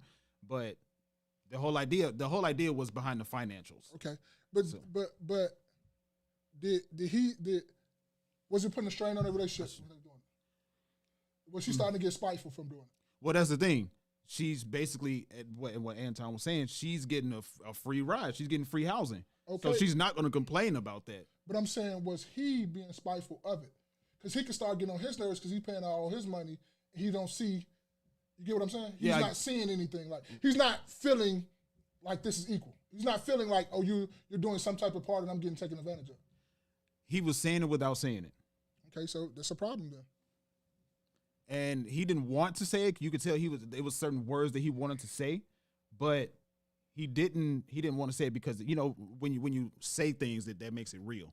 Like if heavens forbid somebody. This was his wife. What was this? His girlfriend. I mean, did they have that discussion before she moved in? I mean, these are discussions that you got to have. Like, you let the bitch move in. I mean, no disrespect, but, you didn't let the chick move in, and y'all ain't even had no discussion about how bills is going to get paid around here, right? You doing husband-type duties. Now, this your girlfriend. She could be going to mom. Yeah. Right? Yeah. Hey, you go. Oh, and she was paying off her student loans. That wouldn't have shit to do with me. That's your bills. That's your bills for your people. Right. And that's your side of the bills. But again, if this is just a girlfriend, somebody that you probably listen to. You know what I'm saying? Yeah. Like, you chip in a little bit around here. Yeah. Right? You know what I'm saying? I mean, it might not be half. Like, of course, because this is my shit. Yeah. Right? It's gonna be my shit. My name's gonna be on the leash. Your shit can be on the leash too. I'm gonna be the primary. You see what I'm saying? But that goes into the 50-50 debate too, as well. Mm-hmm. Right? I wanted to say something about that too, but go ahead. It's Rob said the disrespect. This people think when I say 50-50, I mean exactly 50-50. No. I'm talking about this is how I look at it. I don't give a fuck if I was a millionaire. I don't give a fuck if I was a billionaire. I don't give a fuck if I was like well financially off, which I'm almost there, but I haven't done it yet. You're going to pay something in this house besides just cooking and cleaning. You can pick a light bill. You can pick 20% of the rent, 10% of the rent, 5% of the rent. But if you're working just as much as I'm working, now if you're a stay-at-home mom, I don't equate you to doing that. But if you're going to work just as much as I'm going to work and we're kind of like, I'm doing some of the housework too sometimes and all that stuff, you're going to pay something that contributes to this house. I'm not talking about your personal bills. Your credit card, your car note, your car insurance, all that's your personal shit, because I got that same shit too. But you're going to contribute something to this household. For sure. If you're working. Give me a couple dollars. I might just say I need $100 one day. Don't ask me what it's for. You don't pay shit. Give me my $100. I ask you for. Ooh, naps and beauty. You feel me? So that's what I mean. Now, as a guy, that's just our part of our thing. I think you should be paying most of the bills and more percentage of the bills. Am I talking you should be paying 100? If that's what you want to do, you got to do your thing. You should do what's best for you. If you want to pay 50-50, sometimes 50-50 niggas shit get thrown over the balances in the yard. You feel me? What? I don't know. Yeah, man. That happens regardless. You gotta come home. No, that don't happen regardless. Because a woman is not gonna play with you like that. If you set that shit down. I don't know where the fuck y'all get this from. Where, bro, toxic people only gonna be toxic to people that they can be toxic to. They're not gonna play with you like that. Left Eye set a man's house on fire, bro. Because he was playing with that shit from the get go. If he'd have gave that bitch some discipline early, she wouldn't have did that shit. I think Left Eye was crazy though. But still, but I'm talking like he's saying like it only happens in 50-50. I don't. Nothing's. Only nothing, bro. You thinking that seriously? Nothing's only anything. You know what I mean? It happened, but I feel what he's saying. Like it's more likely that it should have happened at a 50-50 versus if you paying these bills and a dude that's paying majority of the bills and not. Cause I don't want to say it like that because then I feel like I'm going down on the motherfucker because he don't have it. If you really got your shit together, bro, a woman is not gonna come into your shit and playing with you like that. She's not gonna be toxic. Only toxic people get toxic because you allow them to be toxic. Because if you saw that toxic shit from the beginning, you would have cut that shit off and left that shit alone. read that, because that goes into kind of what he was saying. Napsa Beauty said, is it more beneficial to live by yourself or with someone, non-marital status? So I'm of the opinion, because my mother had taught me that, you know, you have your own, right? So that's what she said, right? So she said you have your own. This is if you're not married. So you have your own. She has hers. You can spend the night over there as much as you want to. She spend the night over there as much as you want to. She put you out. Shit, I got my own crib. She didn't put you out. She just told you not to come over. Right, but still, you know what I'm saying? However you want to slice it. You can't come back, she don't want you over. Cool, I got my own. You're not dependent on said person. You see what I'm saying? And I think a lot of times, like, things have gotten so expensive that's where I was gonna go with it. Right, so it's gotten so people are like, man, I really can't afford to stay by myself. Yes, you can. So you really can, right? Yes, you can. Yeah, you really can, because people don't want to, you know, look into neighborhoods or certain neighborhoods. Everybody want to live in real fly shit. Yes. You know, think they really got it like that. Yes. Right, so you want to split the bills in half. Go get your Altima. Go put that other car back and go get your Altima. Right, you want to split the bills in half, but you really, if you stay by yourself, you'll be fine. And then, you know, you go over your boyfriend's house and your girlfriend's house, you spend as much time, but everybody want to be under each other so much, and you want to watch and see what the fuck everybody doing. You know what I mean? It's like, bro, have some confidence in yourself. Look, you want to go or you want me to go? So before we go too far, I want to go back to something I said on our last stream. I forget specifically what the conversation was at the time, but I was like, I said something to the effect of, when a man is paying all the bills and woman's acting a certain way, the phrase I used was, "This is my house." You remember that? Mm-hmm. I just wanted to clarify. I meant it in a way of saying, if we were talking about playing the game, and I meant, when I said that, I meant that in a way of having a conversation with her and saying, "Are you taken care of? Are the children taken care of if they have kids? Is the house taken care of? Okay, cool. I'm gonna take my time. I'm gonna take my time of relaxation." That's all. I just want to clarify that. But Be Humble said solo. You rather live solo, Be Humble? That's a fact. Non-marital. That's a fact. So look, on the question of that with Sister Everyday, my mom always taught me, and she taught me this at an early age. She taught me how to cook, clean, pay bills on my own, just stuff to be a functioning adult as a guy. She said, "I'm your mother, and sometimes you make me sick, and you be getting on my fucking nerves. I want you to get the fuck out of my face. I don't want to do stuff for you, but you're my child, so I have to do it." So I know a woman don't have no connection with you like that, so she will get mad and she will tell you, "I'm not cooking, I'm not doing none of that shit." So you need to learn how to do these things for yourself. That's rule number one. Right. Rule number two is, people can say it's most expensive out here and all that stuff, but if you trying to do all this stuff and keep up with the Joneses, it's not gonna happen. You got to downgrade. You can still be by yourself. You can go get a 1-bedroom shack. You can go out west. Just carry your ass in the house. Hey, you hear me say that all the time. I said, if I ain't had no kids Facts. or family, there's places I'd stay, niggas Facts wouldn't that even I want wouldn't stay with my family. Yeah, boy, Me what? by myself? I'm worried about niggas shooting. So I got kids. Thank you. But me by myself, I'm out there. Let me get the third floor, because the bullets, you know what I'm saying? Yes. Let me get the third floor, and I'm in the crib, hunkered down, boy. Yes. They shooting Playing the video game. They shooting outside. That's a fact. He the one out there shooting. Hell yeah, boy. But that's one of the ones too. What I'm with, I've never I don't need nobody to stay with me. Is it a luxury to have somebody there with me? Yeah, that's cool. Yeah. I have my own apartments and all that shit. I'm gonna thug this shit out. Mm-hmm. But you don't need to have nobody there with you. You got to be able to take care of yourself regardless. I don't give a fuck if you got a woman, man, child, whatever. That's what you should to be honest. We had this conversation one time we was on the phone. We was doing our KNoWKi on the goes. And Spaces asked me a valid question. How would you teach your daughter?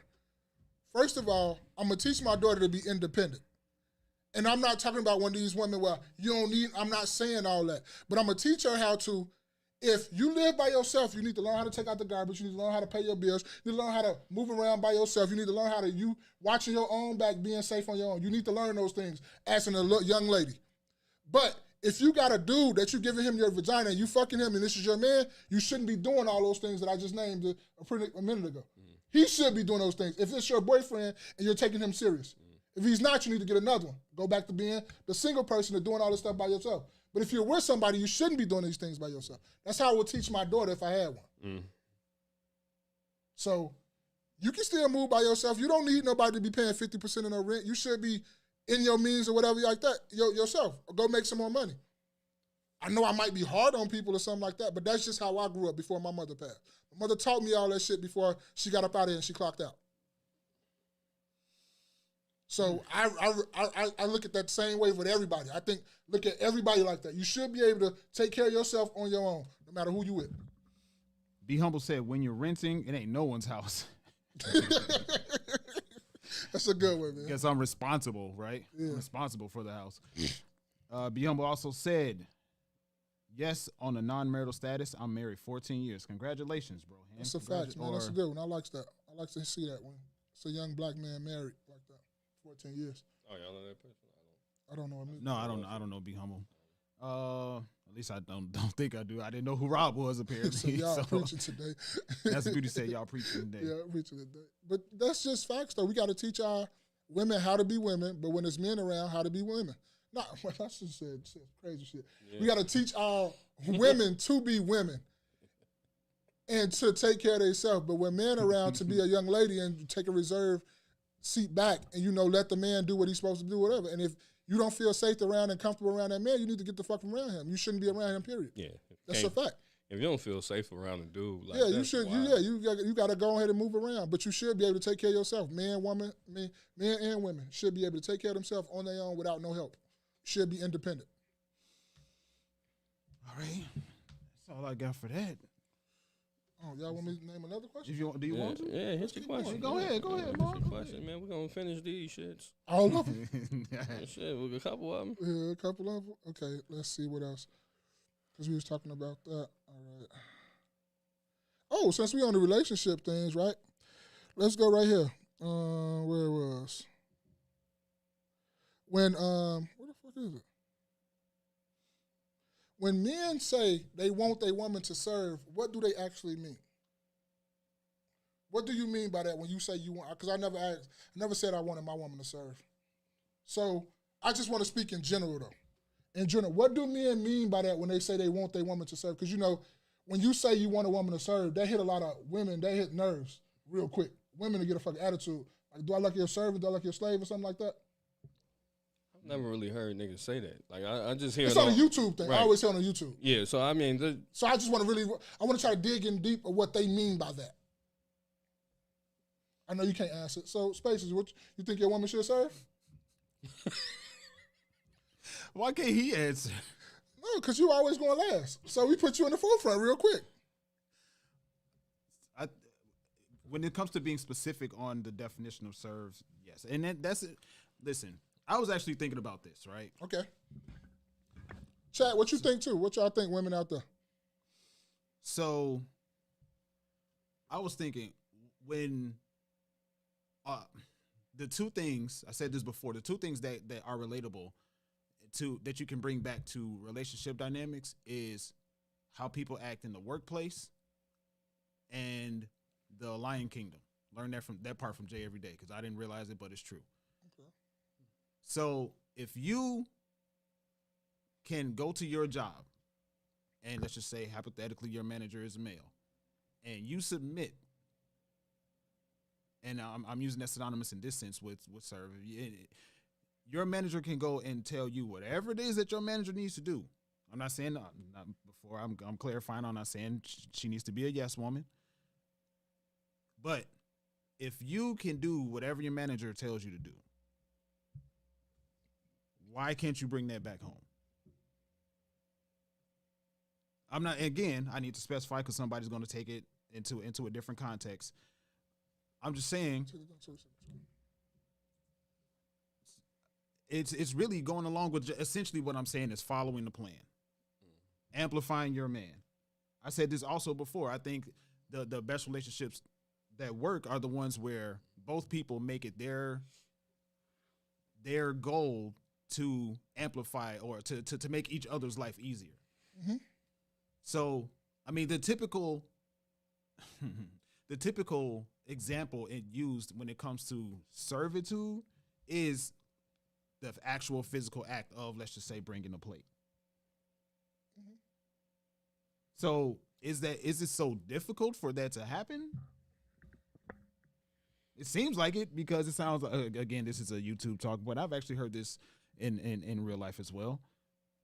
I'm not serving a man no plate. I ain't no slave. But Right, I've heard women say that, but I've never heard a man really in real life say, "I want a woman to really serve me." Like, where are you having this conversation at? Now, I've heard women say, "I'm not doing it," but that's based off maybe some shit they didn't heard off Oprah. Yeah. Some shit, you know what I mean? But the women that say they not gonna serve and they say that, them are fuck buddies. Those not wives. I think naturally a lot of women don't mind, like, you know what I'm saying, especially if they're in tune with the guy that they dealing with. Yeah, they don't mind getting you a plate or doing something, like, they don't mind that. I mean, I don't know if it's that big of a deal, then, you know, find somebody else. You know what I mean? But I know how to go make me a plate too. Yeah. It's not like that. Right. But to right. me, I got arms and hands. Yeah, but to me, that's why when I was out looking for a woman, the first kind of thing I was looking is she motherly? Yeah. I think a lot of men should look at that. If she's motherly, because a motherly woman don't mind doing that. And that's going to tell you a lot about her. If she's motherly, says a lot. You want her motherly or nurturing? Because I feel like motherly, and I don't want nobody like... Yeah, your mother. Yeah, you're right. Okay, wrong choice of words. Nurturing. Nurturing. If she's nurturing, that should be some of the first thing on your list as a guy if you're looking for a woman. Now, how fat her ass is, not how big her titties is. I ain't even saying go get them mud ducks, but, you know, she should be decent looking. Because we all think of beauty differently. We all look at people that's different, looking different. But I'm saying that should be, to me, one of your top 3 things. If she's nurturing. So I've never heard, okay, I agree with the both of you. I don't recall ever hearing a dude saying the word specifically, "I want a woman that's going to serve me." But I have heard guys say what they want in women. And if you had to put a category on what the guy said that he wanted, it would be basically servitude. If you had to put one word to describe whatever it is that he said that he wanted in that woman, the word would be servitude. And it's crazy how difficult and how much of a cash grab these conversations have gone. Because it doesn't seem like it's solution based anymore. What is it? Cultivate your roots. Cultivate your roots. That's a great one. Serve or cater to. That is a very, I didn't even really think about it like that. Because I think these internet trolls will say serve, but most gentlemen and most men will say cater to. That's an excellent question. That's what I'm saying. But I would think cater to more than serve. Absolutely. I think serve does sound kind of it sounds like archaic. It sounds real. And I can see why women will get an attitude as soon as you say that. Well, and that's a conversation that they need to have with their spouse or their significant other. Don't necessarily see people catch attitudes and really don't have really grounded idea about, just the basics. Like, that's something basic. Well, if I said serve, okay, what do you mean by that? Right? I mean, it might be, it might just all be words that, we... You say it all the time. We just meant some words like, you just getting it confused. That's all. Like, I really meant... You say it all the time. Words matter. Yeah, it matters. You tell me that all the time. Hey, hold on. What you mean by that? Right. I mean, my Drewski thing. What you mean by that? Right. Hey, put up the good gremlin too. When you say Drewski, put up good gremlin. But no, you always tell me that. Like, what did you mean by that? And I just start listening more and trying to adjust my words to what not trying to get people to this is what I really meant for her. This is what I meant, or something like that. It's all about clarification. That's perfect to what she just. That's what she just said. Yeah, what you mean by that? What you mean by that? But yeah, what Cultivate Your Roots said between serve, and cater to. I think most men that is marriage material and most people that's trying to be in a relationship will say cater to, because I think we would cater to both. Okay. We would cater to each other. Okay, I Because it will be times to where, like, maybe it's a special occasion. You might cater to her. You might go cook her a meal. You might bring her some water. You might do these things for her. And might be times where she doing this stuff for you. You might be rubbing feet, rubbing on other things, and, giving massages, butt naked massages and stuff like that. Yeah, you start turning red. But you feel said, me? okay. But you feel me? It may be times when you doing all that stuff. So, yeah, that was a great point. I liked that one. But okay, when you read it, I heard it differently. But cultivate your roots said serve, no. Cater to, yes. And you know what? That actually with him saying it that way, the song by Destiny's Child, "Cater to You," popped in my head. Now that's a little bit obsessive in that song. What? The Destiny's Child song, "Cater to You." What you talking about? What you talking about? Put your do-rag on, bro. Like you said, I got my own arms and legs. Like you said, I can get my own plate if necessary. I can put on my own do-rag. But this is not on everyday basis. You know how motherfuckers trying to be sexy and seductive and they do stuff like that. Look, man. Look, women, they different, man. They like to pick on your back. You know what I'm saying? They like to Bust pimples and bust shit. pimples and Thinking this you know shit what I'm hot. saying? Like, But it's almost. I ain't gonna lie, it's kind of like almost annoying, but it's cool at the same time. But it'd be like, if they doing these things, which you shouldn't be doing these things to everybody. They only doing these things to a motherfucker they really fuck with. right, They're not doing this to know everybody. exactly. So it's kind of like, dude, I mean, she really fucking with you. yeah, Yeah. And actually, when I That's funny. when I thought of the word serve just now, the picture that popped up in my head was Coming to America. Bark like a dog. Your royal penis is clean, baby. Whoa, that's not where I was going with that. That's what I was thinking about, baby. Sir, no, just playing. I mean, if I was wrong, I would expect If I was that. a king, Yeah, no. Oh, Lord. yeah, man. But no, I think I think that's a good clarification. Serve versus cater. Yeah. Cater, yes. Serve, no. I'm with you with cultivate. I'm with you, cultivate your roots. Yeah, you You're said right. that perfectly. We couldn't have said that much better. Yeah, cultivate your roots. You said that perfectly. I agree too. I agree too. Shit. What else? Y'all want to hit another one? Yeah, one more. Yeah, let's go with this one, man. Because you always hear people say, I don't know if I think we talked about this, but I'm not for sure. Y'all could tell me if we did. When people always saying, you dick riding, you jumping on or something. And then we always talk about, when does something turn into you hating just by you just giving your opinion about it? We talked about that before, didn't we? Maybe, but we can talk about it now. Honestly, yeah. I want to hear the group, the chat. When does something come from you just giving your opinion to like now everything you say that people don't agree with is hating? I think if you don't, they classify it as hating if you don't agree with the masses. Facts. Yeah. Right. So my one thing that I always say, right? One person, they're a rapper that niggas just love.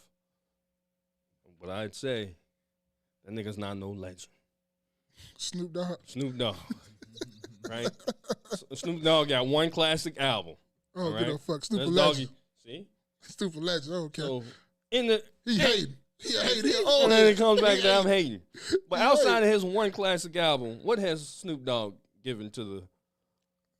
So what has he done to help the black community? Why is Snoop Dogg so Smoke weed. beloved? Made weed cool. He went to the White House to smoke weed, nigga. That's real. He a real one. Oh, he real. Oh. He real. Ah, that's what he did. That's why he a legend. He real. He's real. Oh man, you crazy, bro.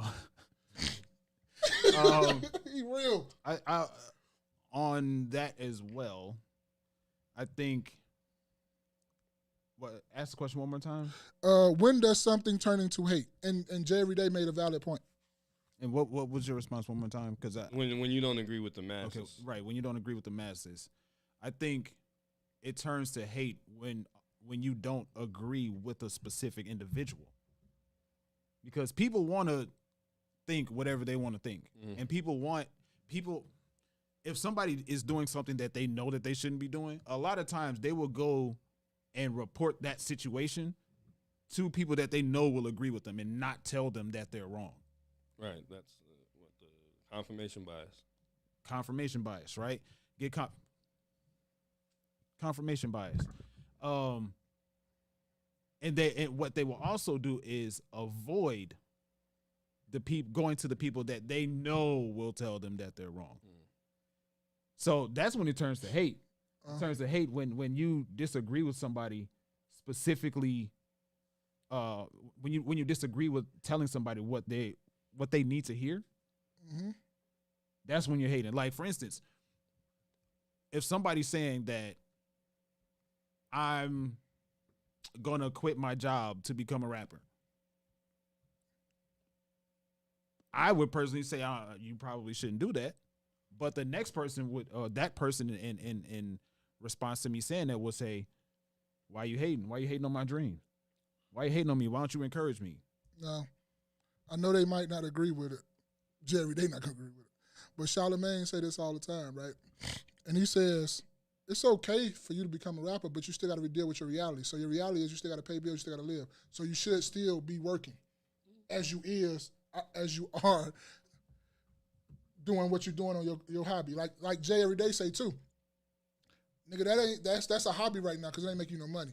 You need to go still work. That's just your hobby right now. You rapping, you going late night and you staying up late. That's your hobby. But you need to go punch that clock and get them dollars too, as well. You feel me? I was watching I don't know if you know who Wayman Tisdale is, right? He was a basketball player. Wayman remind me of Low Down Dirty Shame. Right. So, but he was a basketball. He was a basketball player. One of the greatest, actually, college basketball players to ever play the game. Got drafted by the Phoenix Suns, or I think. And then, but anyway, his part-time or his side hustle was playing jazz music, right?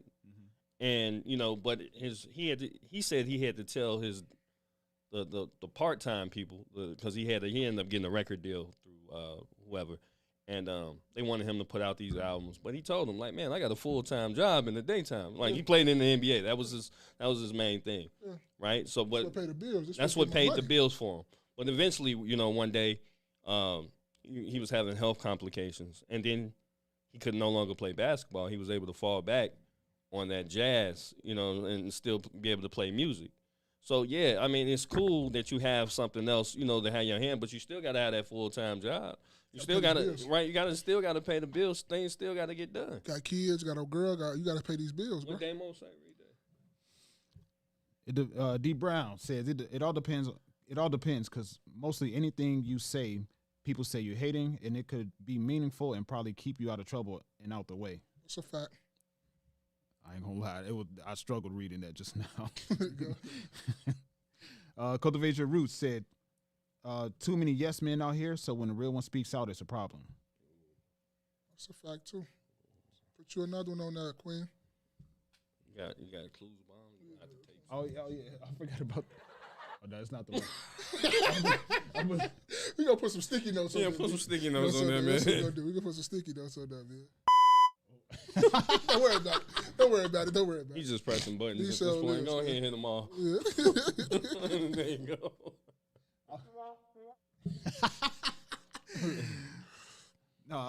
No, yeah, I think that's the generation we've devolved into. Devolved to? Yeah, go ahead, because I had a question. Oh, damn, this shit. Sorry, but go ahead. I got a question behind this one. Cool. I ain't got no problem. But I think that's the generation in the mindset of people that we've devolved into. It's been the generative generation of people, and it's constantly growing because when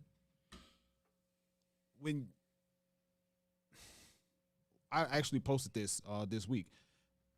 Basically, tough men who have gone through tough times have created easy times, and now the easy times have created weak men.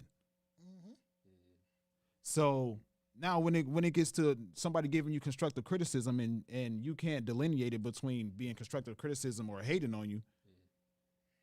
Because Damo just told you to get it together, man. Wrong buttons. Did he hate on you? Did he hate on you? No, he ain't hate on me. He right. Constructive He criticism. Right. It's constructive criticism. He told me to get the buttons right. You are absolutely right, sir. Can you hear it? But you know as well, only like grown men don't be taking shit personal. Yeah. A grown man not gonna say you hating, and that's growth. For you to just look at what somebody said and not take it personal, not take it. That's the one of the 48 laws of power. Don't take this shit personal. Yeah, but I think sometimes that we react. Our reaction is, so we live in a microwave society. So everything we do, we're gonna have to try to react real fast to it instead of taking the time and sitting back and thinking before we do react. And a lot of the time, also our reaction is really based off somebody else's reaction. And we feel like we got to go above and beyond. We're gonna have to top them. Yeah. Somebody call you an ass, bitch. Yeah. You know what I mean? Yeah. And, so it escalates Give real him that quick. DHPX treatment. Oh, yeah. Dig deeper. And that's a tug of life, though. That's the tug of you being a grown woman and you being a grown man. That's you growing through life like, nah, why did I react like that? Yeah. My bad. I ain't need to react like that. Yeah. You Also, need to calm it down. You need to retract it, like calm down well, and mellow it out. You shouldn't be reacting just like that just because a motherfucker did that to you. That's why I try to get, in my household. You don't have to say that. You don't have to go above and beyond. Yeah. You just calm down, mellow it out. You got to be mindful what you're saying. So let me ask you guys this then, because this is the question I had earlier this week. I presented it to a few people. Is evolving, or does evolving mean getting better, or something's better? Something's evolved, and then that could go for anything in life or anything that you can possibly think of. But does evolve mean getting better, or it's better? No. Why not? Because I went first already. So, we go first all the time. You always hosting. You always ask questions. But I'll go. I'll let you start this time because you're getting blushed and you're getting red, you know. Yeah. A little bit, man. It's all right. Yeah. Cheek started. Like you got to, You want foundation. some water? You want some water? All right. Look parched. You look parched. Look a little pale. No, but when Jerry Day first asked this question, and I thought about it, and I was finna quick to say, evolving always means you get better. Then you think about it. And you're going to have to bleep a bunch of this stuff in a minute. You're going to have to bleep this stuff. But no, it's not. I know this button. It's not. That don't mean you're getting better. When evolving does not mean getting better at all. Because you can evolve into the worst of the worst. You can evolve to the scum of the earth. You can evolve to a pedophile, a child molester, a murderer, a killer, a fuck nigga, a fuck girl. Yeah. You can evolve into a bad human being. Period. You can evolve into the worst of the worst. You can evolve into a worse husband, a worse human being. That don't always necessarily mean you're getting evolving. Don't always necessarily mean you're getting better. Now, getting better is getting better. You feel me? So if you're getting better, that means you're getting better for the good. You're not just getting better for the worse. Because ain't nobody gonna say, oh, he getting better for the worse. No. Yeah. It's turning the worse. It's not getting better for the worse. Evolve, definition of evolve. Develop gradually, especially from a single to a more complex form. Simple. My bad. So, yeah, I don't think, to me, evolving don't always mean you're getting better. It's not. I don't agree with that. No, your question, I'll say no. I ain't gonna say I don't agree with the question. I say no to evolving don't always mean you're getting better. So can you look up devolve? Devolve. Yes. First thing I think when you say devolve is these nuts. Devolve these nuts? Devolve these nuts is crazy. All right. Let me put it up for the people so they can see. All right. Transfer or delegate? I'm sorry. This is blurry for me. Yeah, transfer or delegate power to lower levels, especially from central government to local or regional administration. So I'm not even really sure what. What's the second one? So you didn't see the second one? I didn't even have it. Oh, here it is. Of duties of responsibilities pass to a body of person to a lower level. Okay. So. When I think of devolve, I think de-evolution, and evolve is evolution, right? But so I'm on the fence. Like I don't, because they say like right in society, if you compare maybe the 1800s to now, they say we've evolved. In what way? Technology. Okay, you got to put it what way. You can't just say overall because overall is a big Right. So okay, well, technology. Technology. Right. Okay. So let's use that. Okay. Yeah. Technology. Yeah. But with technology, yeah, we've evolved and it has helped expand, the increase people's life. It seems like it's also devolved us, or It's human. yeah, morally, we've kind of taken a step back. Mm-hmm. So I don't know necessarily that we really evolved. Mm-hmm. So you say no too? Yeah, I'm kind of I'm just on the fence. I don't know. It's just like I don't know if we're going anywhere. Yeah, I think we just kind of we're running in place. We running in place. We tired. Right. We just running in place. Like there's some things that you would think that would help us progress as humans. And then there's things that we've created that help us bring us, like social media. We talk about it all the time. It's a fact. Social media, I feel like, has been great. It helps us evolve, and everybody can communicate, and there's a sense of community. Anything that you like as a hobby, you can go grow out and join a group for that. You know what I mean? You can get deals and so on and so forth, and y'all can really get into it. Yeah. Or you can use social media to be like, hey, this is where I'm at. We just killed the ops, or the ops is, you see what I'm saying? Like, so. Or you could say something, a number's racist. Oh, who? Numbers racist. Or you can say a number's racist, right? They would have to get more context than that. But you know what that 4 identifies as. Yeah. Some wild stuff. But, so I really don't know. It's like our inventions help us evolve, right? Driving a car or having access to a vehicle, right? That helps us get to point A to point B. But it also helps us, it also keeps us, a lot of times, we're not as healthy. We don't walk as much as we don't bike as much. You know what I'm saying? Things that are really basically exercise. But it helps us also go further, to go to jobs that's a lot further. Yep. You know what I mean? A lot quicker. A lot quicker. So did us evolving make us dumber and lazier? I think that's really the trade-off. That's the trade-off, yeah. Trade-off. What you say? So, real quick, Naps and Beauty said, English is such a tricky language if you don't understand what words mean. Yes, and that's what I was going to get into. Lexicon. So when I hear evolve, I go back to back when I was playing Pokemon. And when your Pokemon evolves, it goes from...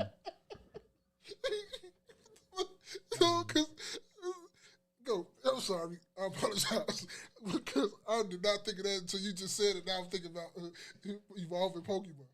Because evolve means in Pokemon that what it's changing into is bigger, better, stronger, faster. Yeah, that's true. That's facts. So, evolve, yeah. So is that like Bruce Banner turned into the Hulk? Bruce Banner turns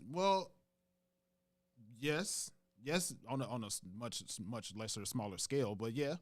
Because Charizard turned into whatever fucking goes. Charmander into Charmeleon, Charmeleon into Charizard. There you go. He talking his language now. See, he don't know that rap shit, but he know this Pokemon shit, boy. Go ahead, baby. This turned into nigga nerdathon. Squirtle into Wartortle into Blastoise is like that. It's like yes, they grow and they become stronger. They become better as what you might say. But at the same time, they also do more damage. Right. And yeah. That's like the whole Bruce Banner thing, right? Right. The Hulk, yeah. But he can't control that. He's getting madder and madder. But when you know what I'm saying? Yeah. Like he just get the most shit he fuck up. Most shit he fuck up, and that's the trade off. Like he's bigger, he's stronger, but he can't control it. But he evolved into that, right? Until he comes back down to Earth. Yeah, and it's so. D Brown just said yes and no, just like the saying right is right and wrong is wrong, and that don't be the case. Evolve mean things supposed to get better, but they appear to get worse. For instance, we was in a recession. Okay, need a little bit more context out of you, but I get the gist of what you're saying, but I need a little bit more context. But I mean, I kind of apply, and I'm probably using this phrase out of context, but it's like, what does it mean to gain the world and lose your soul? It's like, what does it mean to like you use the comparison of like cavemen in the Castle Age into now, even well, the Castle Age is after cavemen, but what does it mean to advance in technology but be degenerative in your morals? Yeah. That's what it sounds like to me. Because hey, listen, I miss the days when you can just go outside and play. You know what I mean? Right. Just go outside and play. Remember the punishment was not to go outside. You can't go outside. That was punishment. Bro, that shit hurt your heart. Yeah. Bro, you see all the dudes out there, and then you got the window, and you see all the bikes at Mark House down the street, so you know that's where everybody at. Outside. And you know Mark mama had good money, so she got good snacks and shit. Yeah, pop, we ain't got shit. Pop. Yeah. Boy, what? My mama wasn't letting us drink no us. Yeah, we ain't have over there we had bottled water. Over here we got water hose water. Over there you ain't got to ask. That's what I'm saying. In my crib you had to ask. For everything. Every year. You just can't, what? You don't just go get nothing. Don't just get no chips. What the fuck wrong with you? You do that? No. Oh, my bad. D Brown wasn't finished with what he was typing. Okay. So he said, for instance, we was in a recession years ago, but now we in another recession, which they don't want to admit. Yeah, that's true. Got you. Okay, I get you. My bad, bro. You weren't done typing. But yeah, that's what I think a better word. Well, to help me understand it, I had to use a different word. I had to use the word change. Like the difference in the definition behind evolve and change, because people don't always evolve. Like there's a lot of people out here in this world that are, let's just say, 40 years old, still having the same actions and the same mentalities as back when they were 20. They got older in age, but did they evolve? Or did they change? It's a fact. You speaking? So I think evolution, I can only use the word evolve to mean grow and get better. Without there being it's like there's a pros and cons to everything, which is why what you were saying. I can only think to grow and get better in a positive way with little to no negative drawbacks to the evolution. As much as if we can imagine that, because again, there's pros and cons to everything. So yeah, that's what I think about it. Yeah, for sure. Okay. We're gonna get about 3 more, and then we're gonna wrap it up with the third one. All right. Should you cut off your day ones as you grow? Your day one homies? Yeah, day one homies. Depends on where they at in life, right? So, I mean, because sometimes you got to cut off people in general for the good. Like, you know what I mean? If they setting you back or whatever, like, what happened? Cultivate Your Roots said, couldn't do nothing but cry yourself to sleep. Outside was life. Right. That's a straight fact. Especially, look, we got the cold weather right now. What? You know what I'm saying? But your mama tell you, it's too cold for you to go outside. It's football season, mama. Man, We doing all these coming nose running, but everybody cold and freezing. Hands be like this. And put it under some hot water to warm it. You know how our hands be? Yeah. How we be at the barbershop. Oh, yeah. Yeah. That's how we be at the barbershop. Don't move, boy. That's facts. But, yeah, outside. Everybody outside, Bob. Yeah. Please, outside. I'll clean my room. So I remember one year, boy, I had the chicken pox. I was about 9 years old. And this was like in March. You know, March can sometimes have that up and down weather. Yeah. The week that I was on, I had chicken pox. 70s. Boy, 70, 80 degrees. I'm just out. I'm looking out the window. Mom, can I go outside? Bumps and shit all over me. No, you got chicken pox. But you rubbing me down with calamine lotion. As soon as I go back to school, cold than a motherfucker. I was so mad. Hey, he in the window like you're the joke. Yeah. So, right, me, bro. Help me. I had people coming up to the window and giving me cigarettes, you know what I'm saying? And kicking it by the window with me, you know? Kicking each other. Yeah. Hey, all right, bro, we got to go now. Yeah, they finna go. We finna finna go down the street. We finna hoop, yeah. Don't leave me here, take me. Shit. Hoop, yeah. But yeah, outside was life. Yeah, it was. I ain't gonna lie to you. Yeah. But do you cut off your day ones? If if it really isn't serving a benefit, because I think again, friendships have to serve a benefit, right? Everything is about a benefit. So, I'm gonna ride with you as long as I can. But if it seems like it's something that is being real detrimental to me, the health, and my family, then what I'm saying, obviously, shit, I might have to do what I got to do. At the end of the day, self-preservation is the first law of nature. Yep. Do you let go of your day ones? I think, okay, so the scenario that I was thinking of to make this make sense in my head was I watched this guy on YouTube named Epic Gardening.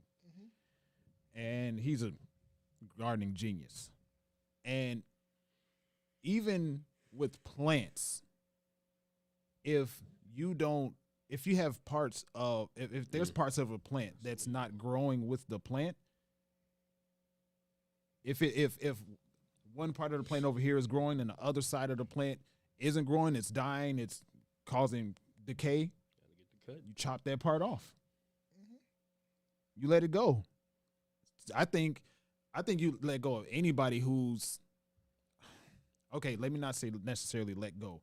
I think you compartmentalize anybody who is not, if you're on a forward progression, if you're upgrading in life, then anybody who's not growing with you, and they don't say I have to grow with you. In, let's say I'm getting into construction. If I'm focused on that and I'm really trying to get that to be my career, my goal. People, when I say grow with you, I'm not saying other people around me have to be in construction. I'm saying people have to be growing in their whatever their goal is as well. So if you're trying to be a radio broadcaster, okay, cool. Let's change our conversations to just hanging out and playing outside or just going out to. You still playing outside at 38? No, Crazy. I mean outside of the house. I know, but I just not in the neighborhood. We just got through talking about that, so that's the first thing my mind went to. If you still sitting at the window trying to get outside at 38, and you on punishment, that's crazy, bro. That is a whoa. And you on punishment? That's crazy. Come on, play. Come on, play. But go ahead, finish. I'm sorry. Go ahead. So I think in any situation, if you're growing, I've never heard anybody that has grown and progressed in life and became successful say, I'm still in communication with every single person that I grew up with before I got successful. In fact, they say the opposite. They say you need to figure out who it is in your circle that's not helping you grow. And can I add to what you just said? Is that I also think that if the people around you aren't really growing, and you gotta always, cut and shave. That you always gotta turn back and help, because what happens is it's not that you don't. What I'm saying, you may think you're doing a good deed to your friend, but when you always gotta turn back and help, what happens is they become envious of you. Right? They don't necessarily look at you as being. It's like you might not look at it as I'm shitting on this person, but that person look at it as like, man, who the fuck he think he is? He shitting on me, you know what I'm saying? He always trying to help me, right? So a lot of times, I it's good to bring that person up with you, as best that you can. But if they don't want to, then you got to let them people go. You know what I'm saying? If I see you, it's hey, how you doing? It's no ill will, but you move on and move forward. That's part of life. So what you said? This just reminded me of one of my favorite rappers, Jordan Lucas. He has a song called Broski. And, of course, Jordan Lucas is in it, but he has Rotimi doing the voiceover rapping. And it was basically like Rotimi's character lived that life, and he ended up going to jail. And Jordan Lucas was on the outside growing and progressing in life, becoming successful. And while Rotimi's character was in jail, he felt abandoned by Jordan Lucas because he kept growing. And it's kind of there's a lot more to the story. I just butchered it, but yeah, check that out. Broski by Jordan Lucas. But go ahead. I'm sorry, bro. I want so bad to say no, and the part of me still want to say no. You shouldn't cut off your day ones, but I understand everything that y'all just said. like every single bit, the envious part, you growing apart. But I will say, I'm piggybacking off what y'all said. I agree with everything y'all said, and I agree with what the chat said. Absolutely, yes, facts. But it's like, I think cut off is the wrong word, because cut off is mean like, you're not going to see that nigga no more, you're not going to hang with him no more, nothing. You dead to me. I don't think that. I think that me and you hang out way more than probably other friends. That's because we're in the same industry. We work at the same place. I don't know if you still work there, but I work there, vice versa. But we see each other every day. I'm gonna be there tomorrow. That don't mean that you cut them off. That means you just can't hang with them as much as you used to because of the field of growth you're growing in thin too. Now, does that mean that you would never go to a bar with them when you got time? You would never just chill with them a day or two like that? No. I still fuck with you. I still know you. I think it's cut off. When you say cut off, it's absolutely cutting off all communication. It's like a phone cord. Like back in the day, we used to have a phone. You cut the cord. Ain't no more connections. They not talking to you no more. They can't get in contact with you or never, ever, ever again in life. So I took it as the cutoff is when there's stunted growth. You know what I mean? That this person is just stuck. And I'm not saying stuck where, because things happen in life. Yeah. But what I'm saying is they're steady on a decline. Okay. Right? And it's not, if you were to continue, maybe you did try as a friend, your friendship is going to get tested. So, yeah, I'm going to try to help you out. Yeah. But at a certain point, if it's anything that's going to jeopardize me, the person, or my family, or something, and this turns, you see what I'm saying, where somebody could get hurt or something, that's what I'm talking about, where I'm willing to cut a person off. Yeah. You know what I mean? That's just how it goes regardless, right? Yeah. So, yeah, I'm going to look out for you as much as that I possibly can. Yeah. But if it turns bad and detrimental, like, if it's a friend of mine and they're on drugs, right? Yeah. And I'm trying to help. And I'm trying to help you, but the only thing helping you is if I go with you to go get the drugs. Because there are people that's like that. Well, maybe I can just help them go get the drug. Right? That's putting myself in a bad situation, right? Where I can get put and get jammed up. Yeah. So I'm gonna have to. That's my friend. That was my friend. You know what I'm saying? They doing bad or whatever. It's no harm against them until they get themselves clean. Until they recognize that. Yeah. Then I'm gonna have to cut them off. Yeah. I tried everything I could, but I can't keep trying no more. Just because something's cut off don't mean it can't be reattached. Yeah. You know what I mean? So that's a good one. It's just, hey, this is what they got going on right now, and we can't vibe right there. Yeah. And I go with the same thing because D, that's one of my homies. I've been knowing D since I've been in high school. Mm-hmm. And out of everybody I've been in high school with, it's the only nigga I still fuck with. Only nigga. Like, and when he go around them and shit like that, they be like, hey, what mall? Like, shit, call him. And he'll tell you the truth. He'll say call him. If you don't got his number, that mean you ain't here and fuck with you like that. Right. I'm not finna call him for you. I don't need him. And if I got time, if they have some, and I'm gonna go to my 20-year reunion and all that stuff, I'm gonna go to all that stuff. Right. And me and D gonna go in there. And say, hey, how you doing? Yeah. But now, if he go out with them and I got time, because I'm always at work, but if I got time and I'm chilling, if he called me and say, oh, we out here, I might swing through a little bit. But they don't have ties to me like that no more. You don't know who my son is. You don't know. You already know how I feel about that. Right, that's what I'm saying. Yeah. You already know how I feel about that. You don't know me like that. Yeah, you don't know me like that. So, and I understand that part. But I'm saying, well, like day one, and that's why it's a good conversation to have with day one friends. Mm-hmm. It's like when, like the scenario what you said. Now, if this coming detrimental to me, yeah, I can't do nothing about it. I gotta go. Because if I stay around here, I'm just enabling you, and I'm thinking I'm enabling you that behavior. But if I leave you, so I leave, you're like, why the fuck you start fucking with me like that? Oh, it was because of this, and this. He's not part of that no more. Mm-hmm. I get that part. So that's why I say I agree with y'all and I understand it. But to me, I'm so loyal that, I try to stick around. I try to stick around as much as I could, but I will go if I have to. Mm-hmm. Like you say, if it's being detrimental to me, it's endangering me, it's putting me in a different light, and it's doing shit to my brand or whatever I got going on, I have to go. Right. So I understand that with you. Yeah, and that's what I was going to say about you. Like, I think you're torn about your answer because you're such a loyal guy. Yeah. Like, you're definitely one of those people that's like, if as you've mentioned, if you're one of my people, then you're one of my people. Yeah, that's why I don't call everybody my people. I'm not one of them dudes. I don't call everybody my people. You're not my people. And it's okay. It's perfectly fine. I'm fine with that. Yeah, D said, Yeah, Jay, but they could be dangerous too, because most people want your success, your life, your swag. Yeah, that's facts. Yeah. And yeah, watch that video, because that's exactly what that video is. It's like 5.5 minutes. And look what he said. He said, "LOL facts." Because you know I'm telling you, he be around there. They be asking about me. He be like, "Shit." He's like, one of them asked, "Does Miles still?" Because they knew I moved to Florida and then I came back. Miles still stay around? Yeah. When last time you seen them, nigga? I was just in his wedding. Where was you at? Nigga asking too many questions. Thank you. So it's like, actually, like, nigga, hit him up. If you want to talk to him, why you asking me about him? But then another question that piggyback off that. Since we was talking about cutting off, is it important as the course of your life to pick the right friends?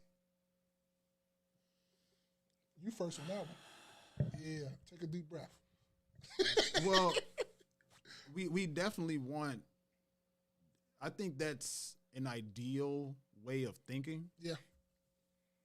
Yeah, we definitely should pick the right friends. That's not a question. But the question is, how do you know? Well, as we progress in life, we have different definitions of what real friends are. Like when you were in grade school, you have your definition of friends at that point. Same thing with high school, same thing with college. Then you get into adulthood. It's like it's different. It's different definitions as you progress through life on what you deem as a real friend. I don't think you can know what the true definition of a real friend is until you're on later in life.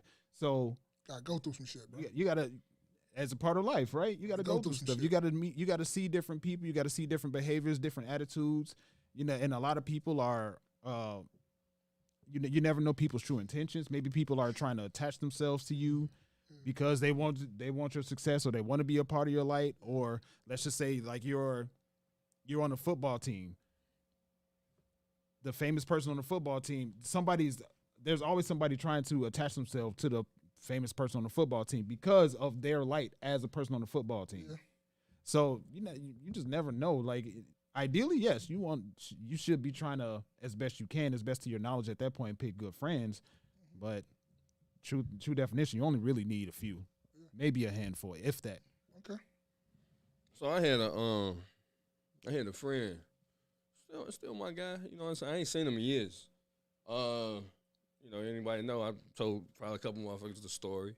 Like, I've been knowing him since I was like 11, right?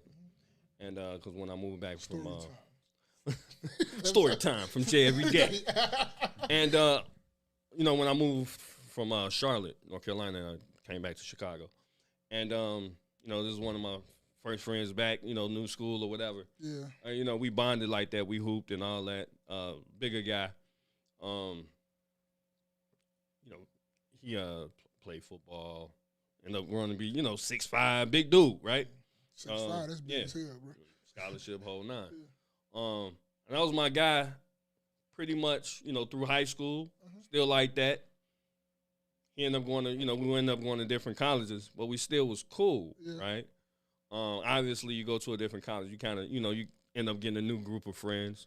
And even before I got out of high school, I had another group of friends, but that was still my guy, right? Yeah. So I'm getting married. We fast forward to me getting married. Yeah. Right?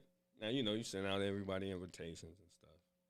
And I don't know if it was the day before the wedding or the you know, sometime before the wedding.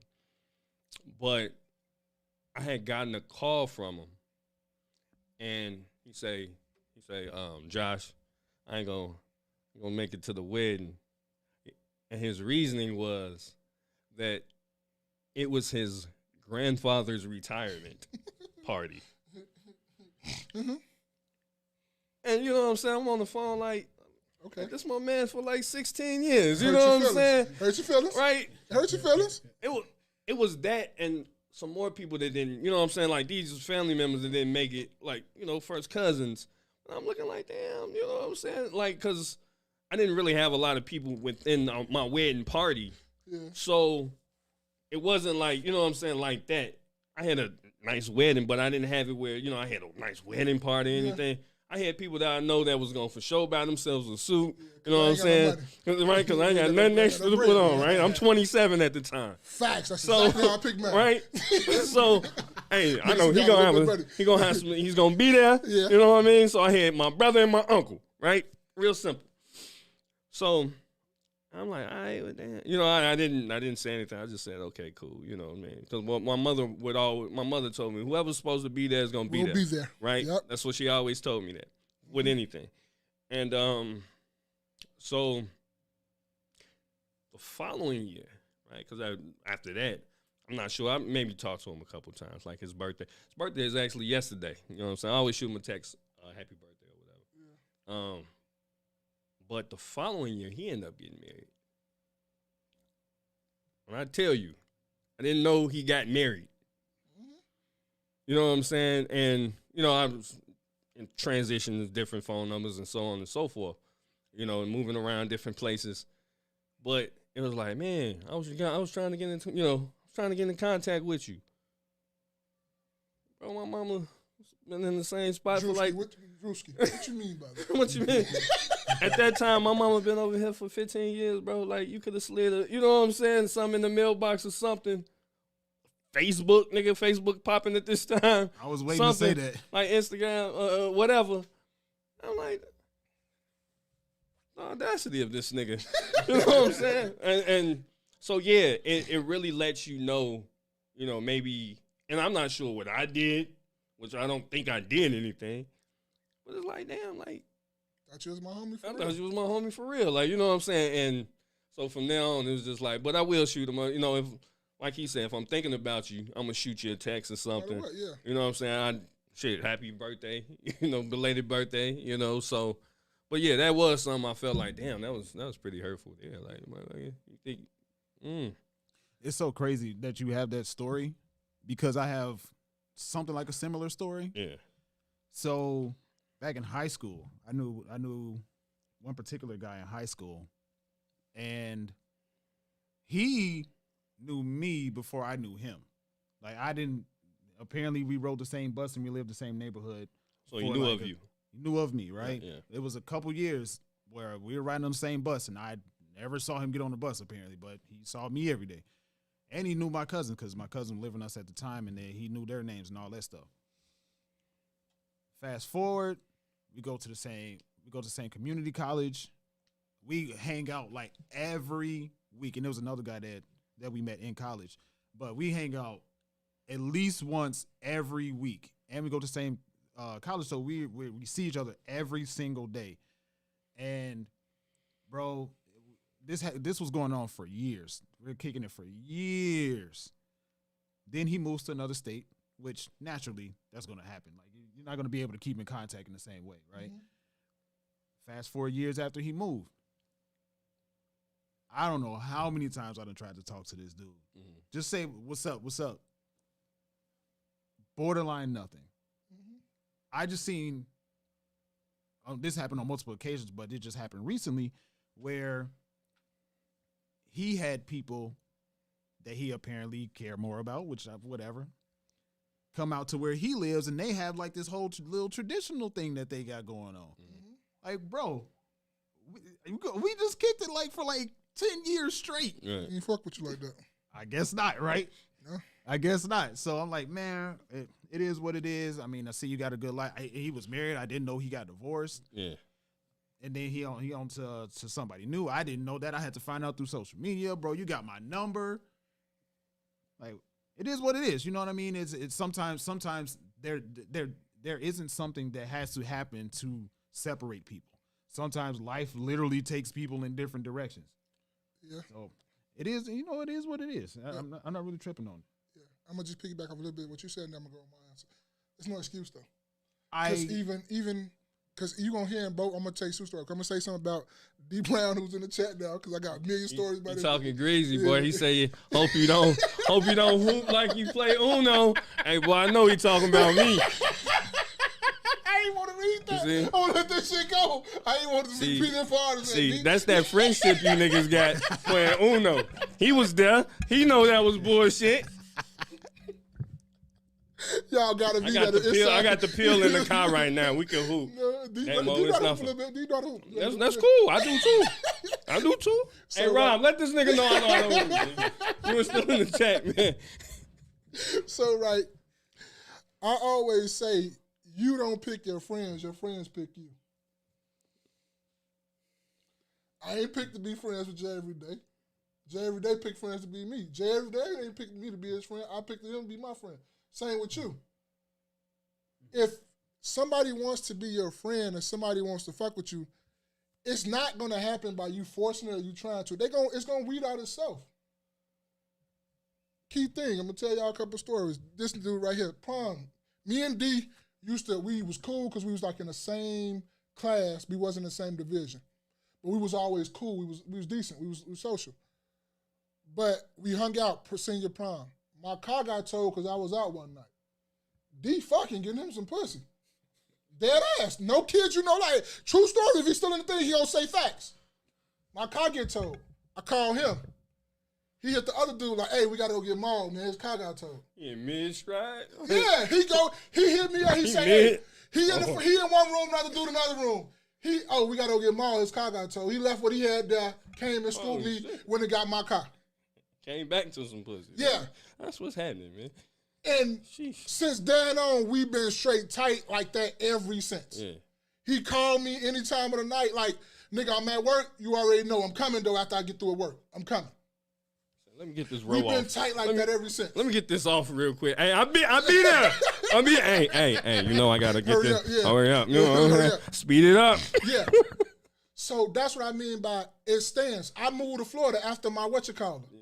Then I get back to Chicago, guess one of the first persons I link up with? D. We go out, we chill, we do all that stuff. I told you, we've been tight ever since that senior year. All them other niggas, he might still fuck with him, he might go chit chat. I don't really, because I'm not, if I'm there, I'm there, whatever. But I'm not like going out my way to go do it or anything like that. But that's one of the ones I always count on. Another nigga in my wedding. Y'all two in my fuck with y'all, because I'm not like that dude. I don't just do shit just to be doing it when it come to friends. No, because if we fuck with each other, we fuck with each other. We don't. Right. Daniel, another one. Right. Been knowing Daniel since I've been staying on Trumbull and Huron. I know I'm telling all of it, but I don't stay with that no more. You don't gotta worry about all that shit. So I've been knowing Daniel since I've been like in third. Daniel was one of my only friends now as an adult that actually know my mother. That's saying a fucking lot. Because my mother been gone, so I've been like 15, 16. He one of my only closest friends that really know my mother. I moved to Florida. Daniel go to boot camp, wherever he go to. I ain't heard from Daniel in a minute. Cake him that, like ain't shit happen.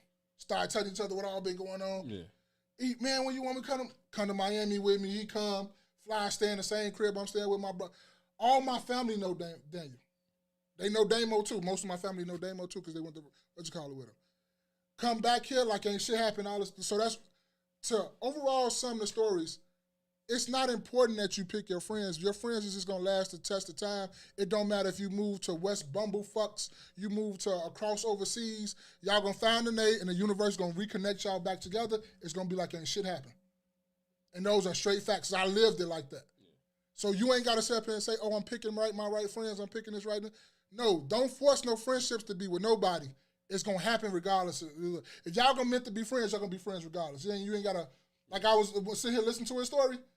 You he didn't fuck with you like that.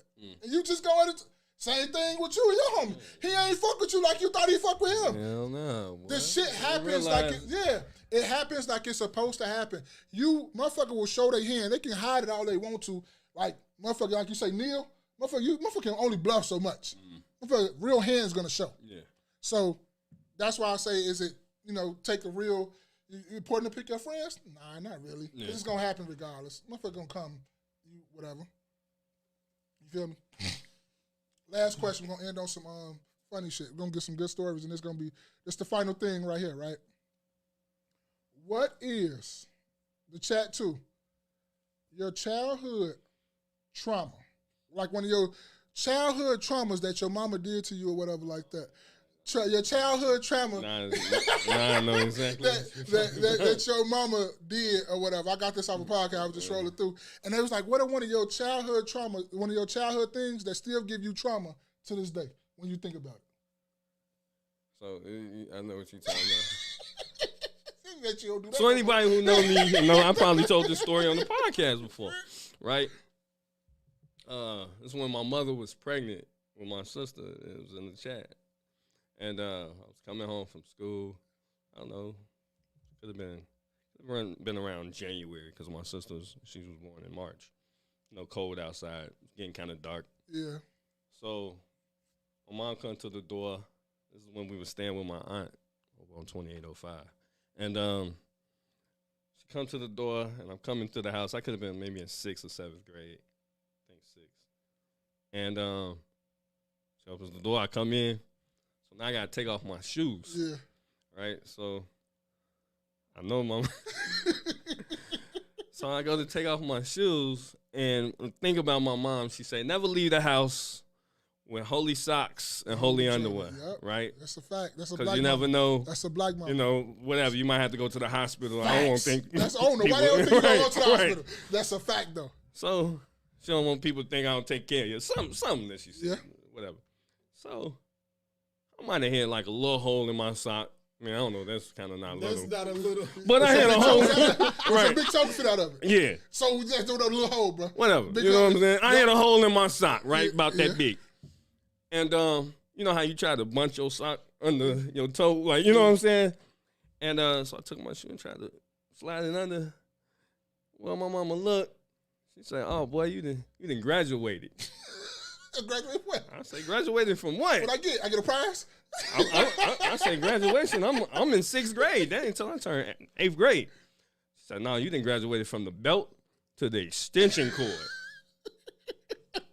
Boy, you ever getting hit with an extension cord before? Yes. Yeah. Hey, what? And my mother was pregnant, by the way. This is one of the worst ass whoopings I've ever had. Over a sock, having holes in it. I'm talking about she hit me there, hit me everywhere. You know what I mean? And then, to put the icing on the cake, you know what mothers do?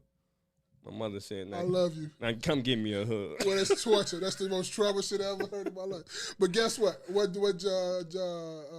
Spaces always say?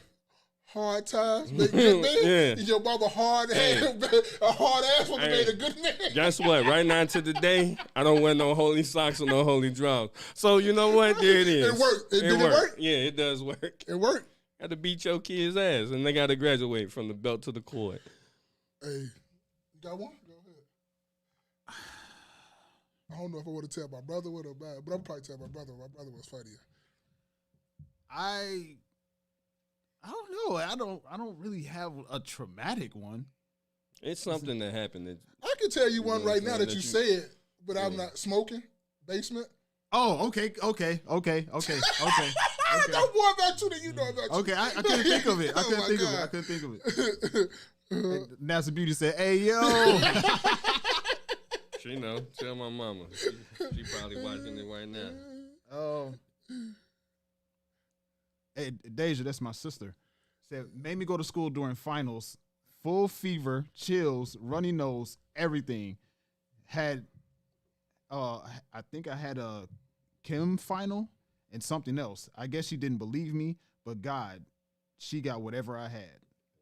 Oh, she said, but God. I'm sorry. But God, she got whatever I had. I read that terribly. I'm sorry. Did you pass, sis? Sis space? Space, sis? Spaces. Space, Sister, sis. sis. That's spaces and that's spaces. Space, sis. You did you pass? Because if you pass, I don't feel bad. But if you failed, I feel bad. Because she did the right thing if you passed. Hey, you go to school, damn, full fever. That's crazy. I know you had the chills. She had mad chills. Man, look. That's a fact. Yeah. Did you pass or did you fail? Which one? Go ahead. So this was, I actually have two stories. It's crazy. Sure did. Oh, she She did the passed. right thing then. Go give your mama a clap, baby. She did the right thing. You passed. That's all that matters, baby. You got it done, right? We good. Thought you was slick. Yeah. Don't have a fever. But I bet your ass gonna try to go What's up? outside later. I bet you're gonna try to go outside later. I have two stories, but I'll tell one of them. Save one for later. All right. So this was back when I was living in Matson, right? Was going to O.W. Huth Middle School at the time. So my cousin and I thought we would be slick, right? We thought we could sneak and smoke in the house. Cigarettes. It was a cigarette. So You know, Spacious 2 Church where to smoke weed, so y'all know it's cigarettes. It wasn't You couldn't even say squares. Yeah. You see, church worthy. That's their church. cigarette. It's a cigarette, man. Okay. But the issue is what we tried to do is we tried to do it in the basement. And we opened one of the basement windows and blew the smoke out of the window, thinking that would be enough to where the smoke wouldn't ruminate around the house, especially with us being in the basement. There's a door. This would be the one day that my parents got home early. So we hurry up, try to put it out, throw it out the window and all that stuff. And we run upstairs. Nothing happened. They say, I don't know if he threw it out the window, but my mom, what's that burning smell? Mom's always got motherfuckers need to work for the K9 unit of drug thing, because they always got nose like great, like fucking K9 dogs. Cigarette stories a beast. My mama did me. She said, what's that burning smell? Something burning. I'm like, now me and my cousin think we kind of in the clear because I guess it was burning, but Yeah. I'm thinking burning food, right? Yeah. So it's like, ain't nothing burning. We know we hiding our hands and all that stuff. I think we might have chewed some gum to try to help get the smell out of our breath or whatever. Man, she went to the basement. Again, I can't remember if we threw the cigarette out the window or whatever, but that's where she smelled it. She said, that's cigarette. Y'all been smoking in here? Man, it went up after that, man. You got a whooping? It went, yeah, what? So his red What? ass up. What, man? He never seen too many webs like that So before. she was out of breath, bro. I'm out of breath getting it, bro. Damn. Like, Still whooping your ass? That ain't stopping that. That's it not ain't stopping stopping nothing. nothing, bro. It was this whooping, bro. crazy. Both I'm y'all? like, both of us. She went both y'all at the Both same of us. time. What? Oh wow, she She Man, cold. she said- ninja, nice one. ninja with the belt. Well, it was more like, wow, you wait right there while I get this one. And when Yeah. I get done with you, I'm going to be at you.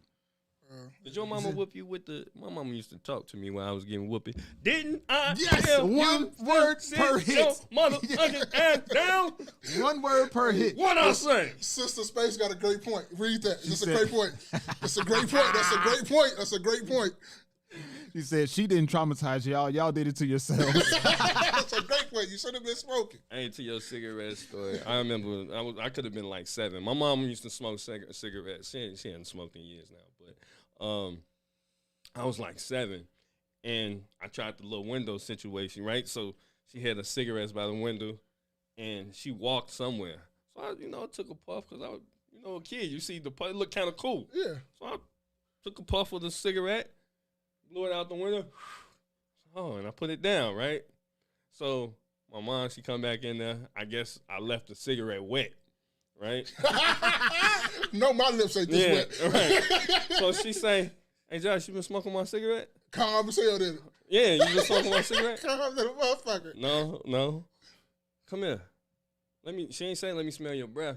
She said, let me smell your fingers. So she That's smelled what they did too. She smelled my fingers. She said, yeah, okay. Now this is what I want you to do. Here, smoke this cigarette.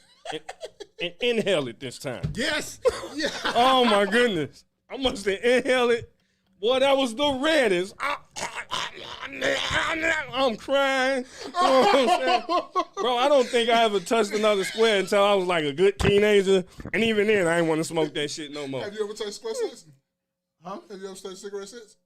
No. So the trauma worked. It works. Yeah, I It ain't worked. smoking And no that's, squares, man. man, this was a different point in life, but that's what they did that Oh, once. shit. Like, smoke this, whatever. And then they said, inhale it. Yeah. And they took a, Them virgin that's lungs. That's it, bro. I was coughing for like the next 3 minutes. Yeah. Like, it was terrible. All right, so mine is, it's not even about me, but it traumatized me watching that happen to my brother, right? Me and my brother, we go down to Florida we were staying up here, my brother staying up here. We go down to Florida for the summer. So we with my grandma, we went to the grocery store. So we walk around the grocery store, what's the rules? We get in this store, don't touch nothing, don't ask for nothing, because you ain't getting nothing. And I ain't got no money. So my grandma said, cool. We ain't touch nothing, we ain't ask for nothing. So my brother, we go to the grocery store, we ain't ask for nothing. We get to the car. So my brother pull out some play money that he found in the store. So Zach, my brother Zach, he in the backseat playing. I said, where you get that from? He said, I found it in the store. I said, all right. I'm sitting back there chilling. It ain't none of my business. It ain't me. I'm sitting back there chilling. So my grandma look in the car. Where you get that from? Oh, I found it in the store, Granny. You ain't found nothing. You a damn thief. Bam, bam. Hit him twice. Go take that into the store and tell them people that you sorry you stole out of their store. And I'm going to beat your ass when we get home. She go back there. She listens to her church music and everything. You know. Yeah, all that. It was cool. We get home. We put up the groceries. He hit me on the side like, you think Granny forgot, bro? I don't know. So she ain't said nothing. He said, I'm good. Yeah, Bro, that's happened to me. My grandma ain't said a word about no whooping or nothing. Normally, in my grandma's house, it's a long hallway to the rooms, back in the Florida houses. You hear my grandma walking from her room because she had one of her slides, and she be like dragging them. So you hear her coming through the house, right? So she did all that. She put on something in the kitchen. She went to the back. We ain't hear no noise or nothing. She ain't coming. I'm like, oh, she probably Popped up out of it. Bro, how you know? Bro, the long hallway, bro, I swear to God, I ain't never in my life seen my grandma, like, bro, she did a Houdini, bro. She just appeared at the end of the hallway with a belt. What? Bro, she done hit me twice and I ain't did shit. Bro, I jump out the way like this ain't got nothing to do with me. Bro, didn't I tell you, bro, she done hit this man with like a paragraph of words while she beating his ass, bro. My brother ain't, bro, I ain't never stole nothing since then, bro. I ain't never took nothing out of nowhere from nobody since that. So that trauma right there, trauma me, that I ain't had to, bro. It wasn't even for me, but I knew what that meant. You steal something again, granny, boy, look, bro, I ain't never in my life seen my grandma appear at the end of the hallway. And, bro, she didn't have, Sound like something out of the horn. What? She appeared, like, with her nightgown on and everything. Shining. That shit is crazy, bro. Yeah. Like, that's one of the ones where, like, that terrorized me and tormented me. I ain't never did that shit no more. While we're having this conversation, I'm thinking of more stuff, but we can. Yeah, that's it, man. We got y'all 2 hours. We good. Now. Over 2 hours. Yeah, we good. You got something you want to throw in? We got a mesh. Okay, I got a mesh, man. And maybe you can tie it into what we've been talking about. Maybe not. I think, with the way life is going right now, man, it truly is better. Is it if you can find someone that will help you get through life and make your life easier? It doesn't necessarily even have to be a relationship, but I am talking about a relationship. But if you can find someone that really is a good person, and it's somebody that you can see yourself with, that you can see yourself dealing with for a long time, and that's somebody that you want to keep around, then do that. But I say that to say, because a lot of times we have these circle of friends, people have circles of friends that when you go to them for advice, when you go to them talking about whatever your situation is, they give biased information. They respond to you because they have a relationship with you and they want what's best for you, but they're not going to give you information based on what's best for your situation. Now, you can go and live life on your own, try to figure it out and deal with whatever hardships come with that. And even living with somebody, having somebody around, those come with different hardships. But with the way life is right now, if you can have somebody in your life that you can be around and live life with and make and that person, they help make your life easier and you help make their life easier, there's nothing wrong with that. We live in this society of where I gotta be independent. If that's the way your life goes and you give it an honest effort, then so be it. But if you are in a position where you can bring somebody else in and help reach goals faster, help get things done faster, then that's also an option. Don't let people try to talk you out of that, because a lot of people, again, like D said earlier, They want to be in your position.